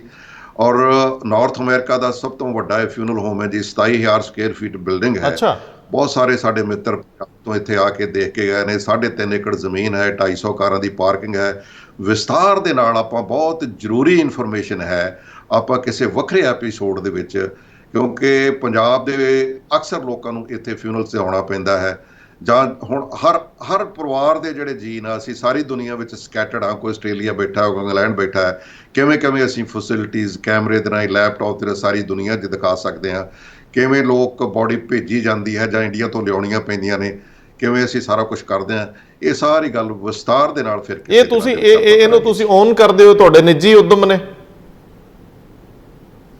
ਬਿਲਕੁਲ ਜੀ, ਇਹ ਪਰਸਨਲ ਹੈ। ਹਾਂ, BC ਦੇ ਵਿੱਚ ਪਹਿਲਾਂ 15 ਸੁਸਾਇਟੀਆਂ ਨੇ, ਗੁਰਦੁਆਰਿਆਂ ਨੇ, ਔਰ ਇੱਕ ਹਿੰਦੂ ਟੈਂਪਲ ਨੇ ਬਣ ਕੇ ਉੱਥੇ ਉਸ ਸੁਸਾਇਟੀ ਵੱਲੋਂ ਉਹਨਾਂ ਨੇ ਜਿਹੜੀ ਚੈਰੀਟੇਬਲ ਇੱਕ ਸੁਸਾਇਟੀ ਬਣਾਈ ਸੀ, ਉਹ ਸੁਸਾਇਟੀਆਂ ਵੱਲੋਂ ਉੱਥੇ ਬਣਾਇਆ ਸਾਡੇ ਤੋਂ ਪਹਿਲਾਂ। ਪਰ ਇਹ ਨਿੱਜੀ ਹੈ ਜੀ, ਇਹ ਪ੍ਰਾਈਵੇਟ ਵੈਂਚਰ ਹੈ, ਇਹ ਬਿਲਕੁਲ ਨਿੱਜੀ ਹੈ। ਔਰ ਇਹ ਤੁਸੀਂ ਇੱਕ ਤੋਂ ਇਹਦਾ ਅੱਗੇ ਵਿਸਥਾਰ ਦੂਜੇ ਸ਼ਹਿਰਾਂ 'ਚ ਵੀ ਕੀਤਾ? ਅਸੀਂ 60 ਕਿਲੋਮੀਟਰ ਸਾਡੇ ਏਜੈਕਸ ਸਿਟੀ ਹੈ, ਉੱਥੇ ਬਣਾਇਆ ਹੈ ਜੀ। ਜਾਂ ਕੈਲਗਰੀ ਦੇ ਵਿੱਚ ਮਨਮੀਤ ਭੁੱਲਰ ਜਿਹੜਾ MLA ਸੀ, ਅਨਫਾਰਚੂਨੇਟ ਉਹਦੀ ਡੈਥ ਹੋ ਗਈ ਸੀ, ਉਹਨਾਂ ਦੇ ਪਰਿਵਾਰ ਦੇ ਨਾਲ, ਉਹਨਾਂ ਦੇ ਸਹਿਯੋਗ ਦੇ ਨਾਲ ਬੇਸਿਕਲੀ ਉਹੀ ਉੱਥੇ ਉਹਨੂੰ ਆਪਰੇਟ ਕਰਦੇ ਨੇ, ਉਹਨਾਂ ਦਾ ਪਰਿਵਾਰ। ਤੇ ਉਹ ਕੰਟਰੀ ਹਿੱਲ ਕ੍ਰਿਮਟੋਰੀਅਮ ਉਹਦਾ ਨਾਂ ਹੈ, ਸਾਡੇ ਦਾ ਨਾਂ ਬਰੈਂਪਟਨ ਕ੍ਰਿਮਟੋਰੀਅਮ ਐਂਡ ਵਿਜ਼ੀਟੇਸ਼ਨ ਸੈਂਟਰ, ਏਜੈਕਸ ਵਾਲੇ ਦਾ ਨਾਂ ਏਜੈਕਸ ਕ੍ਰਿਮਟੋਰੀਅਮ ਐਂਡ ਵਿਜ਼ੀਟੇਸ਼ਨ ਸੈਂਟਰ। ਸੋ ਬੇਸਿਕਲੀ 3 ਸ਼ਹਿਰਾਂ ਦੇ ਵਿੱਚ ਆ। ਤੇ ਮੈਂ ਇਹ ਕਹਿ ਰਿਹਾ ਕਿ ਪਹਿਲਾਂ ਇਸ ਕਿੱਤੇ ਦੇ ਵਿੱਚ ਜਾਣਾ, ਜਿਵੇਂ ਮੋਨੋਪੋਲੀ ਹੁੰਦੀ ਹੈ ਨਾ ਕਿਸੇ ਲੋਕਾਂ ਦੀ, ਖਾਸ ਲੋਕਾਂ ਦੀ, ਉਹ ਅਸੀਂ ਮੋਨੋਪੋਲੀ ਨੂੰ ਤੋੜ ਦਿੱਤਾ ਹੈ। ਤੇ ਮੈਂ ਤੇ ਬੇਨਤੀ ਕਰਦਾ ਸਾਰਿਆਂ ਨੂੰ ਵੀ ਆਪੋ ਆਪਣੇ ਸ਼ਹਿਰਾਂ ਦੇ ਵਿੱਚ ਜਿੱਥੇ ਵੀ ਲੋੜ ਹੈ ਉੱਥੇ ਤੁਸੀਂ ਬਣਾਓ, ਅਸੀਂ ਤੁਹਾਨੂੰ ਸਹਿਯੋਗ ਕਰਾਂਗੇ ਜੀ। ਸਰਦਾਰ ਸਾਹਿਬ, ਬਹੁਤ ਧੰਨਵਾਦ। ਕਾਫੀ ਕੁਝ ਅਸੀਂ ਤੁਹਾਡੇ ਨਾਲ ਸਾਂਝਾ ਕਰ ਲਿਆ। ਮੈਨੂੰ ਖੁਸ਼ੀ ਹੈ ਕਿ ਮੈਂ ਇਨਰਿਚ ਮਹਿਸੂਸ ਕਰਦਾ ਹਾਂ, ਮੈਂ ਆਪਣੇ ਆਪ ਦੇ ਵਿੱਚ ਕਈ ਜਾਣਕਾਰੀਆਂ ਨਾਲ ਲਬਰੇਜ਼ ਫੀਲ ਕਰਦਾ।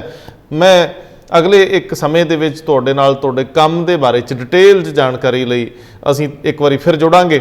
ਤੁਸੀਂ ਕੈਨੇਡੀਅਨ ਧਰਤੀ ਦੇ ਉੱਤੇ ਬਹਿ ਕੇ ਪੰਜਾਬ ਲਈ ਕੀ ਕਰ ਸਕਦੇ ਹੋ, ਪ੍ਰੈਕਟੀਕਲੀ ਕੁਝ ਸੋਚੋ, ਪਲਾਨ ਕਰੋ। ਇੱਥੇ ਦੇ ਸਿਸਟਮ ਨੂੰ ਕਿਵੇਂ ਤੁਸੀਂ ਸਪੋਰਟ ਕਰ ਸਕਦੇ ਹੋ, ਕਿਸ ਤਰੀਕੇ ਨਾਲ ਅਸੀਂ ਬਦਲ ਸਕਦੇ ਹਾਂ, ਕਿਵੇਂ ਤੁਸੀਂ ਲੋਕਾਂ ਦੀ ਇੱਕ ਮੂਵਮੈਂਟ ਬਣਾ ਸਕਦੇ ਹੋ।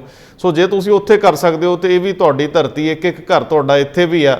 ਸੋ ਕਾਈਂਡਲੀ ਤੁਸੀਂ ਇੱਥੇ ਵਿਚਾਰ ਕਰਿਆ ਜੇ। ਇਹ ਜਿਹੜੇ ਬੁੱਧੀਜੀਵੀਆਂ ਦੀ ਇੱਕ ਪ੍ਰਕਿਰਿਆ ਦੇ ਵਿੱਚ ਅਸੀਂ ਹੈ, ਤੁਸੀਂ ਉਹਨਾਂ 'ਚ ਸਭ ਤੋਂ ਜ਼ਰੂਰੀ ਕੜੀ ਹੋ। ਔਰ ਇਸ ਸਾਡੀ ਸੋਚ ਨੂੰ ਜਿਹਨੂੰ ਸ਼ਕਤੀ ਦੇਣ ਵਾਲੀ ਗੱਲ ਆ ਉਹ ਤੁਸੀਂ ਦੇਣੀ ਆ। ਇਹਨੂੰ ਡਾਲਰਸ ਦੇ ਨਾਲ, ਪਾਉਂਡਸ ਦੇ ਨਾਲ, ਇਹਨੂੰ ਉਸ ਤਰੀਕੇ ਦੀ ਕਿਸੇ ਵੀ ਕਰੰਸੀ ਦੇ ਨਾਲ ਨਾ ਨਾਪੋ, ਇਹਨੂੰ ਭਾਵਨਾਵਾਂ ਨਾਲ ਸਪੋਰਟ ਕਰੋ। ਅਦਰਵਾਈਜ਼ ਇਹ ਅਸੀਂ ਸਾਰੇ ਹੀ ਵਿਕਾਊ ਜੇ ਹੋ ਕੇ ਰਹਿ ਜਾਂਦੇ ਹਾਂ। ਸੋ ਜਦੋਂ ਵੀ ਕੋਈ ਕਿਸੇ ਨੂੰ $1 ਇੱਕ ਵੀ ਪੈਸਾ ਦਿੰਦਾ ਤੇ ਉਹ ਸੋਚ ਕੇ ਚੱਲੇ ਕਿ ਪਤਾ ਨਹੀਂ ਲੱਗਣਾ ਕਿ ਨਹੀਂ ਲੱਗਣਾ। ਸੋ ਪੈਸੇ ਨਾ ਦਿਓ, ਆਪ ਮਦਦ ਕਰੋ ਜਿੱਥੇ ਵੀ ਕਰਨੀ ਆ। ਮਿਹਰਬਾਨੀ। ਥੈਂਕ ਯੂ ਜੀ, ਬਹੁਤ ਮਿਹਰਬਾਨੀ sir, thank you so much, thank you.